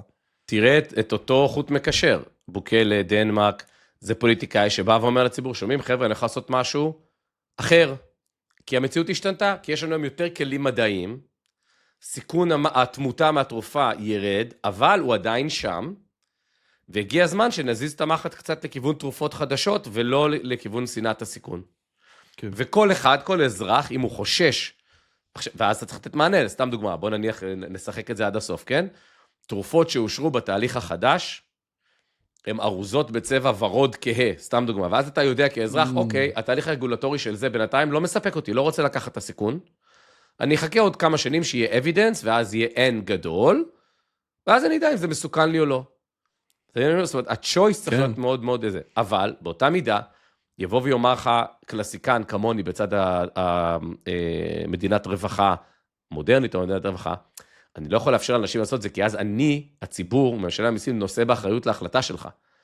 כלומר, אם אתה מוכן לקחת את התרופה הזאת, והיא תשתק אותך, ואתה אומר, אני מוותר מראש על כל ההוצאה הציבורית על הביטוח הרפואי שלי, מרגע שלקחתי, that's a fair deal. אתה מבין מה אני אומר? אתה לא יכול לצפות מהמערכת, לתת לאנשים לקחת סיכונים רפואיים כאלה, בסדר? על דעת עצמם, בשם האינדיבידואליזם וחירות הפרט, ואני מזריק לעצמי פפטידים, כי זה מה שאני רוצה לעשות. אבל אז שהבן אדם הזה גם יצפה שהמערכת הציבורית תטפל בו, אם הוא יאבד את הראייה, מכספי משלמי המיסים. אתה מבין, הדיל הוא הולך לשני הצדדים. אנחנו גם ככה אבל נטפל בו, והשאלה אם אתה מעדיף שהוא יקנה את זה בחברון. טוב, כי לישראל אין את הבעיה הזאת, כי בחברון אי אפשר לקנות את זה, אבל גם אם הוא קונה את זה בחברון, הוא עושה משהו אסור. אני הייתי רוצה סיטואציה, אני בעניין הזה קצת ככה עם סיגריות. אתה מעשן, אחלה. תשלם פי 3, פי 4, פי 5, כי אני צריך לממן בממוצע את הנזקים. בסדר? ברור. אז אתה לקחת פפטיד וזה, אני גיליתי בבית חולים שלקחת פפטיד, תשלם ביטוח פרטי, אתה רוצה לקחת פפטיד מחברון, בבקשה, תחתום פה על ביטוח פרטי, תשלם עוד, לא יודע, 600 שקל בחודש ביטוח רפואי פרטי, אל תביא את הנטל ההרפתקני שלך, שהלכת וקנית תרופה בחברון, על האדם הממוצע שמשלם מיסים. זה מאוד מעניין, אתה מכניס פה את הקפיטליזם, חברות ביטוח, שהם יעשו את ה... יפה מאוד, אהבתי. טוב, יונתן. כי מה שלא הגון, כן. זה לתת לאנשים בשם זכות הבחירה והאינדיבידואליזם שלהם להשית את הכשל על המערכת הציבורית, אתה מבין? נכון. טוב, מאוד מעניין. תשמע, אנחנו יושבים פה בסבבה ומדברים על פפטידים, ופה ושם, ובינתיים, סם אלטמן אומר לניו יורקר, מייסד OpenAI דרך אגב, סם אלטמן, אומר לניו יורקר, שיש לו רובים, זהב, יוד אשלגני, אנטיביוטיקה, סוללות, מים ומסכות גז מצהל, מסכות אב"ח. הוא גם קנה חלקת אדמה גדולה בקליפורניה, בביג סר, שהוא יכול להגיע אליה בטיסה, ושם יש לו מרתף מבוצר. איליה סוצקבר, השותף שלו, שהמייסד השותף של OpenAI, והמדען הראשי של OpenAI, אמר לצוות שלו, אנחנו בהחלט הולכים לבנות בונקר, לפני שנשחרר גרסה עם אינטליגנציה מלאה, עם AGI. מאז דרך אגב הוא פרש, המייסד של OpenAI חבר'ה, פרש, והלך להקים גרסה בטוחה של AI. יש לזה כסף, אני לא יודע בדיוק מה זה אומר. חצי פה בישראל. מה? כן. חצי פה בישראל, SSI. הוא ישראלי, איליה, הוא ההורים, מדבר עברית. מדבר עברית. כן. Safe Super Intelligence, SSI, זה השם של החברה. מרק צוקרברג, friend of the pod, קנה שטח של 2,300 דונם בהוואי, 5 שעות טיסה מזה, מקליפורניה. רגע, אם הוא friend of the pod, אנחנו יכולים לבוא לבית שלו שם? יונתן, לכן אני מתחיל להרים לו. סבבה. הוא בנה על השטח הזה מקלט תת-קרקעי עם מערכות אוטונומיות ודלתות חסינות פיצוץ. פיטר טיל, המיליארדר מפייפל ופלנטיר, הוציא דרכון ניו זילנדי, וכבר עשור שהוא בונה קומפלקס תת-קרקעי בשטח שהוא קנה. דרך אגב, הוא קורא לניו זילנד מדינת העתיד. יונתן, האנשים שהכי קרובים ל-AI מפחדים ממנו פחד מוות. וחבר'ה, אני רוצה להסביר איך אני רואה את זה. זה לא פריצות לכספומטים, אנשים חושבים, וואו, התוכנה שתיכנס ויש לנו סייבר ונילחם בזה. זה הרבה יותר פשוט. כאילו מה שהחבר'ה האלה רואים בעיניי. סין באה ומשלמת לאיזה קרטל מקסיקני, שישחרר צי של 10,000 רחפנים מתאבדים, שמתוכנתים להיות אוטונומיים. אוקיי? אז הרחפנים האלה עוברים את הגבול, מזהים מכונית בכביש, ומתאבדים עליה עם 0.5 קילו חומר נפץ. איך יגיבו האמריקאים לכזה דבר? הם ינסו לכבוש את מקסיקו. ובזמן שהצבא האמריקאי במקסיקו, רוסיה בפולין. ובזמן שרוסיה בפולין חפלה, סין בטיואן, אין פיליפינים, והסינים כבר בדרך לתאילנד. בא לומר שהחבר'ה האלה מבינים שהיכולות המחשוביות האלה, הן כל כך קיצוניות בידיים שכל כך קל להביא רחפן ולשים עליו 0.5 קילו חומר נפץ, אז למה קשה לקחת 10,000 ולעשות אינסידנט ברמה בינלאומית שלאמריקאים אין ברירה אלא להיכנס למקסיקו? ואני רק אסיים, יונתן, לפני שאני אעביר לך ולשאול באמת מה דעתך, אנחנו נסיים עם חברנו מרינק שרמה, שהוביל את צוות הסייפגארדס, או צוות הבטיחות של אנתרופיק, שזה הצוות שאחראי על מניעת קטסטרופות, ולפני חודש הוא התפטר מתפקידו, ובמכתב ההתפטרות הוא כתב, העולם בסכנה, משורה של משברים השזורים זה בזה, ומתפרצים ברגע זה ממש. הגיע הזמן, הוא כתב, להמשיך הלאה. הוא חזר לבריטניה ונרשם ללימודי שירה, כדי לתרגל דיבור אמיץ לדבריו על היוסטור. אז מה אתה אומר? איפה זה פוגש אותך, כאזרח שחי את חייו, מתקדם, הולך קדימה, רץ, ותראה מה הגדולים באמת עושים עם הכסף שלהם, עושים עם מה הם אומרים. שמע, יש דיון בפודקאסט טריגונומטרי, שאני מאוד מחבב, ראיינו לפני שבוע את רומן ימפולסקי, אתה מכיר את הטיפוס? No. הוא איש רומן ולדימירוביץ' ימפולסקי, הוא איש AI safety, הוא מהקמפ של אליעזר יודקובסקי, זה שכתב עכשיו את הספר הזה, If they build it we all die, על ה-AI, כן? והוא אומר שם משהו, יש לו מבטא רוסי כזה, הוא ממש נראה כמו, עם זקן ארוך, הוא ממש נראה כמו איזה פרודיה, ובחלק הראשון של הראיון, הוא אומר לקונסטנטין קיסין, הוא שואל אותו, אז איך AI יהרוג אותנו? כי אתה כל כך מודאג. אז הוא אומר לו, What you are asking me is how I would kill humanity, because I cannot think like AI. AI will come up with its own ideas. Exactly. אז הוא אומר לו, אז מה? אז הוא אומר לו, I think about us as squirrels. Squirrels, they don't know how we are going to kill them. They don't have the idea of a gun or a rifle, so they cannot think how human is going to kill squirrel. כן. אתה יודע, שמעתי את זה, יש לו חיתוך דיבור כזה מאוד סובייטי, אולד סקול, פשוט, היגיון מסדר ראשון, הקשבתי לכל הפוד, ואמרתי, תשמע, כמו שאתה אומר, יש סיבה שאנשים האלה הולכים לקנות בונקרים בכל מיני מקומות. כן. מצד שני, אתה מקשיב ליאן ליקון, מדבר על JEPA, המודל החדש שהוא עכשיו בונה, הוא זוכה פרס טיורינג, הוא היה ה-Chief AI של מטא. ועכשיו הוא חזר להקים חברה של עצמו, הוא בעצם אומר, LLMים לא יגיעו לשם, חבר'ה. אי אפשר להגיע עם large language models לנקודה הזאת שאתם רוצים להגיע של AGI. והוא יודע להסביר מאוד יפה למה, כן? אז הדעות חלוקות, ואנחנו גם יודעים שיש היבטי אנרגיה והיבטי צריכת חשמל, ואנחנו רואים איך המודלים כבר לא קופצים מדרגה ברמה הזאת. מצד שנינו את מיתוס לפני שבועיים, אולי כן הייתה שם פריצת רגל, לא הייתה שם פריצת דרך באנתרופיק. אז אני מסתכל על זה, אני אומר, מצב הקצה, קשה מאוד לדמיין אותו, הוא קטסטרוף, הוא כאילו סוף הימים, זה באמת לבנות ישות חכמה יותר ממך, ולעבוד בזה. מה שימפולסקי ממליץ, שאני מאוד מאוד אוהב את זה, הלכתי לקרוא על זה אחר כך, הוא בעצם אומר, במפגש של שי ג'ינפינג וטראמפ, עוד שבועיים, צריכים לסכם על מתווה של פיתוח AI אחראי, אנחנו לא נצליח למנוע מחוקרים לנסות לפתח AGI סתם ככה, זה לא יקרה, ולכן צריך בעשור הקרוב להשתמש בכל היכולות לפתח narrow AI, כלומר, סרטן, אנרגיה, כאילו, אל תפתח אייג'נטים שאמור להיות מסוגלים לעשות הכל, אלא אנחנו כמדינות נבנה מסגרות רגולטוריות, שאומרות, בונים AI, הולכים all in, אבל נשארים בשורה של narrow AIs. כן. נקודה מעניינת, כאילו זה סוג של כאילו הסכם, כמו שהיה אז בתחום האטום, כאילו הסכם אי הפצה וכל מיני דברים כאלה, שהוא לא אומר, אל תפתחו AI, כמו ברני סנדרס, לא יודע אם ראית השבוע היה ממש מצחיק, טוויט על טוויט, ברני סנדרס, AI זה דבר הכי מסוכן בעולם, חייבים להפסיק לעשות AI, כאילו, איך אפשר, כאילו, כמה פופוליסט אפשר להיות, וסקוט בסנט למעלה, השר האוצר האמריקאי אומר, AI, השקעה ב-AI זה העתיד של הכלכלה האמריקאית, צריך לעשות את זה, ומעליהם, אלכס קארפ, זוכר, משבוע שעבר, שאומר, it's the end of nuclear deterrence, it's AI deterrence. אז ראית את שלושת הגישות. אני חושב שאי אפשר, הגישה של ברני חסרת תוחלת, לא לפתח AI, זה טמטום.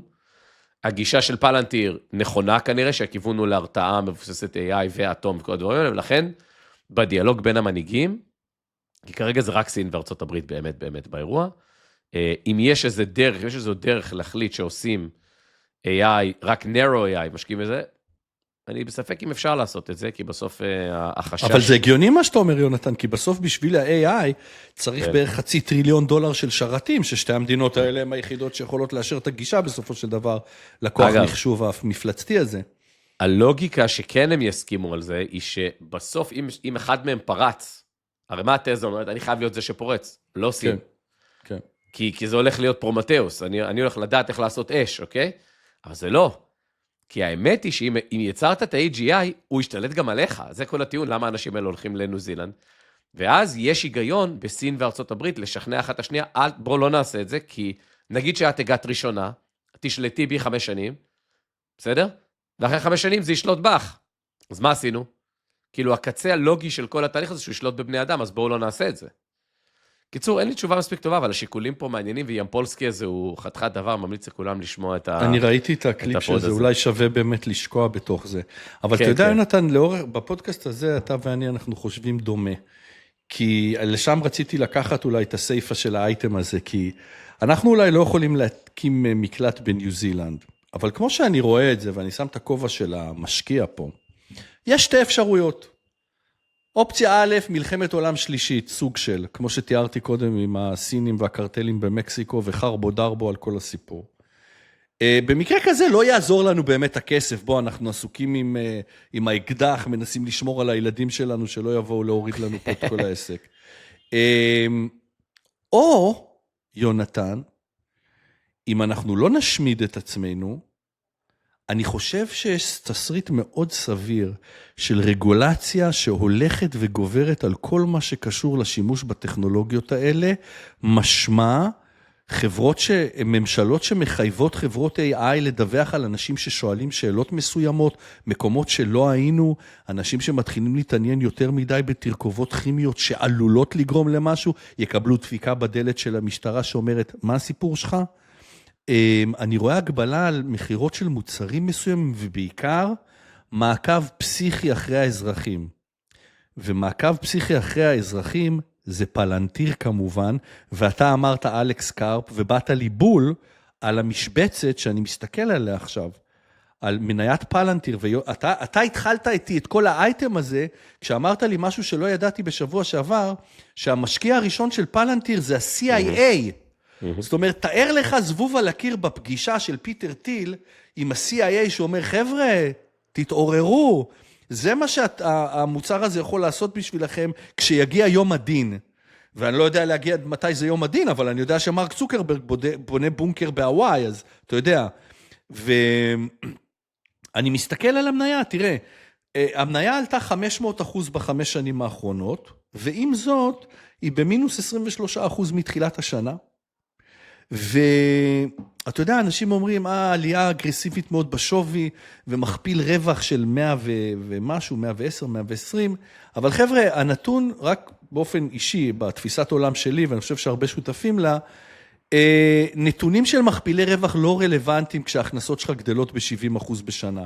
חברה שצומחת כל כך מהר לא מתעסקת ברווחיות, מתעסקת בתזרים, והתזרים שלה חיובי $2 מיליארד בשנה, המספרים, יונתן, לא יודע אם הסתכלת על המספרים של פלנטיר, זה וואו. אני רק אומר, התוכנית הזאת היא לא עצות השקעה, אנחנו לא מומחים בנושא, כל אחד שיעשה את הדיו דיליג'נס שלו, קבל את ההחלטות לבד, אבל דבר על הלוגיקה שלי שאני אומר, האם אתה מסכים איתי, שככל שמתקדם הסיכון של איזשהו תאונה עולמית, בוא נקרא לזה תאונת הירושימה כזאת, האם זה לא הולך יד ביד, גם ככה עם האינטרס המובנה של ממשלות, להגביר את הפיקוח ולהגביר ולהגביר ולהגביר, ואנחנו חיים בעולם שאזרחים די יגידו, אני מעוניין שתגביר את הפיקוח, כמו באל סלבדור.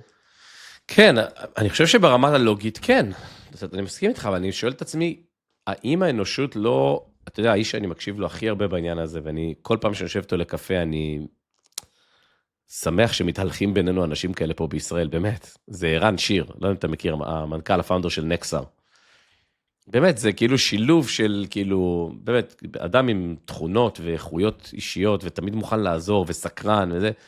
אז הוא אומר, בעולם הזה של alignment, אוקיי, נגיד שאנחנו מסכימים שצריך פיקוח, אבל איך?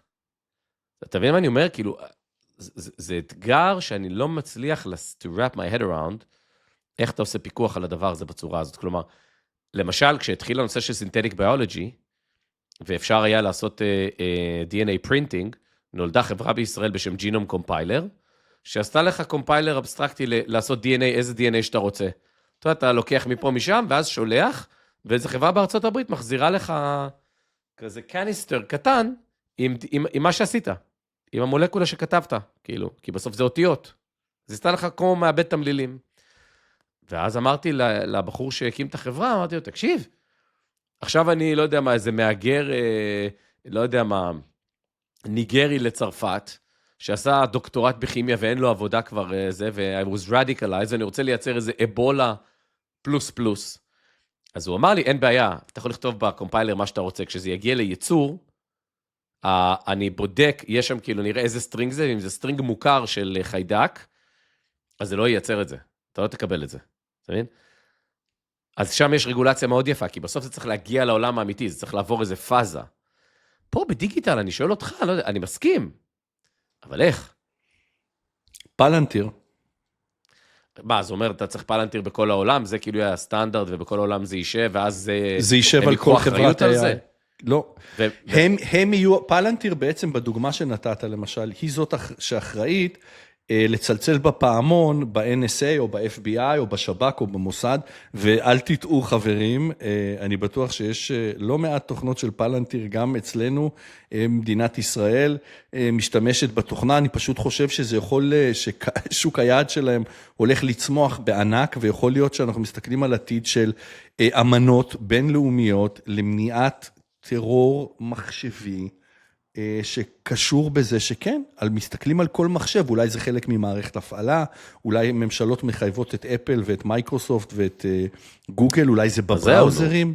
בדיוק. לא יודע. תראה, יש למשל, הייתה מחשבה לעשות רגולציה על דיפ פייקס, כי היום כל כך קל לייצר וידאוים וזה. נכון. אז היה רעיון יפה, אני ראיתי גם את הפטנטים סביב זה, התעסקתי בזה תקופה, לעשות ווטרמרק. שכל כלי ייצור, סורס, או הכלי הזה שעכשיו יצא מסין, שהוא יהיה מחויב שבקובץ שלו, אתה יודע, אפילו חשבו על בלוקצ'יין, עם כאילו אימות ממש חד ערכי, שהדבר הזה נוצר בסורה, והוא זה, ואז אתה תמיד, גם אם מישהו חתך אותו, ומישהו הוציא ממנו את הסמל וזה, יהיה כתוב על זה בגדול שזה AI, כן? או שאפשר לגלות את זה. וזה לא קורה, כי החברות האלה, וגם אז אמרו, אוקיי, אז לא, אז סורה לא, אבל פייסבוק, כי בגלל שכשכל וידאו שעושה אפלוד, אנחנו יודעים את זה משאנחנו מעלים את הפרקים שלנו ליוטיוב, נכון? אז אם השתמשנו במוזיקה שיש לה זכות יוצרים, לא נותנים לנו. אז כאילו, שהפלטפורמה תגיד, אוקיי, אני רואה איפה ייצרו את זה, וזה פייק. אוקיי? והם לא עושים את זה. כי אין מי שיתבע בצד השני, זה לא כמו זכויות יוצרים. ואז הם יפסידו כסף על פרסומות. אתה מבין מה אני אומר? יש פה אירוע סופר סופר מורכב באיך עושים את הרגולציה. אני מסכים איתך שחייבים. פשוט בגלל שאין פה איזה מופע שבו זה עובר לעולם האמיתי או משהו כזה, אני מנסה לזהות את הנקודה שבה אתה מפעיל את הרגולציה. אגב, סתם, כל ה-AI וטכנולוגיות של DeepMind התחילו מהצורך של גוגל לפקח על זכויות יוצרים בתוך הוידאוים שלהם, אי אפשר לעשות את זה אנושית, ושם התחיל הוידאו to text, to voice, to זה, וכן, ועד שכל העסק הזה היה בעצם קנוניה, כדי לתפוס את שולחן 4, כשהם מכניסים ראיון מיוטיוב לתוך הפודקאסט, בום, demonetized. קיבלנו פעם הזרה, אבל אנחנו לא עושים את זה יותר. גוגל, לא עשינו את זה בכוונה. יונתן, זמננו אזל, אני בדרך לרופא שיניים, אז לך בטח יש יום יותר נחמד ממני. אני נוסע לבית הספר החקלאי כדורי, אם זה מה שאני נוסע היום. רגע, רבין למד בכדורי. נכון מאוד, לא רק רבין, כמה מגדולי האומה. כן, כדורי אימפריה. כן, כדורי אימפריה. ותגיד, אתה רוצה לשתף אותנו במשהו נחמד שקרה לך השבוע? אוי, שבוע עם הרבה דברים נחמדים, האמת. הופה. אני חושב שהכי נחמד זה דרך אגב, יונתן, יכול להיות סדרה אני יודע. כן. אני יודע מה הנחמד שלך. כי קיבלת את המניוסקריפט, אז הספר שלי כמעט מוכן. האירוע הסתיים, זאת הכותרת. וזהו, אז אני מקווה שבעוד שבועיים שלושה. אני שוקל להדליף את העטיפה, כי היא מאוד יפה בעיניי, באמת, אני לא אומר לך את זה סתם, העטיפה מעניינת, העטיפה מעניינת, כן. גם השם והסאבטייטל, שאיך שההיסטוריה תמיד תעניש את ההולכים בתלם. יפה מאוד. זה יצא נחמד, ואנחנו נעשה אירוע. בטח שזה ההיילייט שלך. אתה יודע, רציתי לקטוע אותך ולהגיד, אתה יודע, אתה לא חייב להיכנס לדברים ארוכים, רציתי להגיד לך, יונתן, אתה יכול לדבר על סדרה נחמדה שראית, או ספר נחמד שקראת, ופתאום אמרתי, או ספר נחמד שכתבת. זה לא היה על הרדאר כן. שלי. אז כן. באמת ברכות, אני אישית מאוד מאוד מאוד סקרן. אני סקרן לקרוא את זה, כי יש לי לוג של המון המון שעות שיחה איתך, ואיכשהו לנסות לראות את הנרטיב שאתה מדבר עליו כל הזמן, של לא להישען אחורה. ודווקא כשאתה נשען אחורה, זה הזמן ללכת קדימה נגד הרוח, אז זה מרתק בעיניי, בהצלחה, אנחנו כמובן נדבר על זה עוד הרבה. מה שלי עשה טוב, תשמע, אני כבר כמה זמן, אני עושה מנטל נוט שאני צריך לשתף את זה, זה נשמע לכם סתמי, אבל אותי, תשמע, לא יודע, זה מרגש. אני חי בתל אביב 20 וכמעט 30 שנה, ואני רוצה להגיד לכם, שכל פעם שאני מגיע מאיילון צפון לתוך העיר, זה כבר מגיע למצב שאני פתאום נעצר ואני אומר, וואו, מה זה הסקייליין הזה? אני זוכר ימים שכל בו שלום היה המגדל הכי גבוה במזרח התיכון. היום כל בו שלום זה איזה צריף, זה איזה מחסן. אתה נכנס לעיר, פחות או יותר שם, קצת לפני השלום, ואתה רואה משמאל את גבעתיים רמת גן, מה שרמת גן עושה שם, עם כל הבורסה וכל המתחמים, וואו, ואתה מסתכל ימינה ואתה רואה מה תל אביב עושה בכל קריית הממשלה, ועזריאלי, ועל דרך בגין, וזה עושה לי איזה סוג של גאווה, כאילו אני אומר, זה מטרופולין, תשמע, באמת, טורונטו, מנהטן, תל אביב, איזה כיף להגיע ולחזור למקום הזה, עם המחשבה שבקרוב נהיה שם חשמליים, ולא יהיה לנו שם זיהום אוויר, ובאמת איזה שיטת חיים מעניינת שנבנית, נורא נורא יפה, מאוד מרגש הסקייליין הזה. אז חבר'ה, פעם הבאה, אני יודע זה משותף להרבה מאיתנו. פעם הבאה שאתם יורדים מאיילון צפון לתוך העיר, תסתכלו רגע, כל פעם יש שם איזה שטרונגול אחר, איזה בניין אחר, הפוך, עם זכוכית, עם ברזל, משולב, משהו. אתה יודע מה אני מזדהה איתך? אני חושב שזה גם קשור קצת באיזה שנים גדלת. כאילו מי שגדל כאן כזה 80s, 90s, זוכר. את הג'יפה הזאת, זוכר איזה ג'יפה.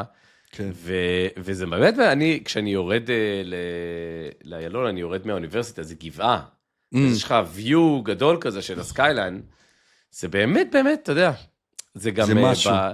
לפעמים אני רואה את הפקק, תראה איזה, אבל אני קצת, כי אני טיפוס אופטימי והזוי, אני אומר, בוא'נה, איזה הסל, כאילו, עיר כאילו שכולם נכנסים אליה, ויוצאים ממנה, כאילו, איזה דינמיות, והכי כיף זה שבקצה אתה גם רואה את הים, שזה בכלל דבר מדהים, במשרדים של Healthy.io, באחד הדורות של המשרדים, היה לנו משרד, שראו מקומה גבוהה, שראו ממנו המעבדה, מצד אחד ראו את יפו, עיר בת 4,000 פלוס שנה, ואנחנו היינו עושים טכנולוגיה, כאילו, AI הכי מתקדמת. וזה באמת אחת הערים היחידות בעולם. אתה יודע, ברצלונה מדהימה, אבל אין בה טכנולוגיה ברמה גבוהה. מיאמי, כאילו, נותנת לך ים וכיף וזה, אבל אין בה עכשיו לאט לאט מתחיל להיות בה גם טכנולוגיה ברמה גבוהה. יש משהו בתל אביב באמת מדהים, אז זה Ode to תל אביב.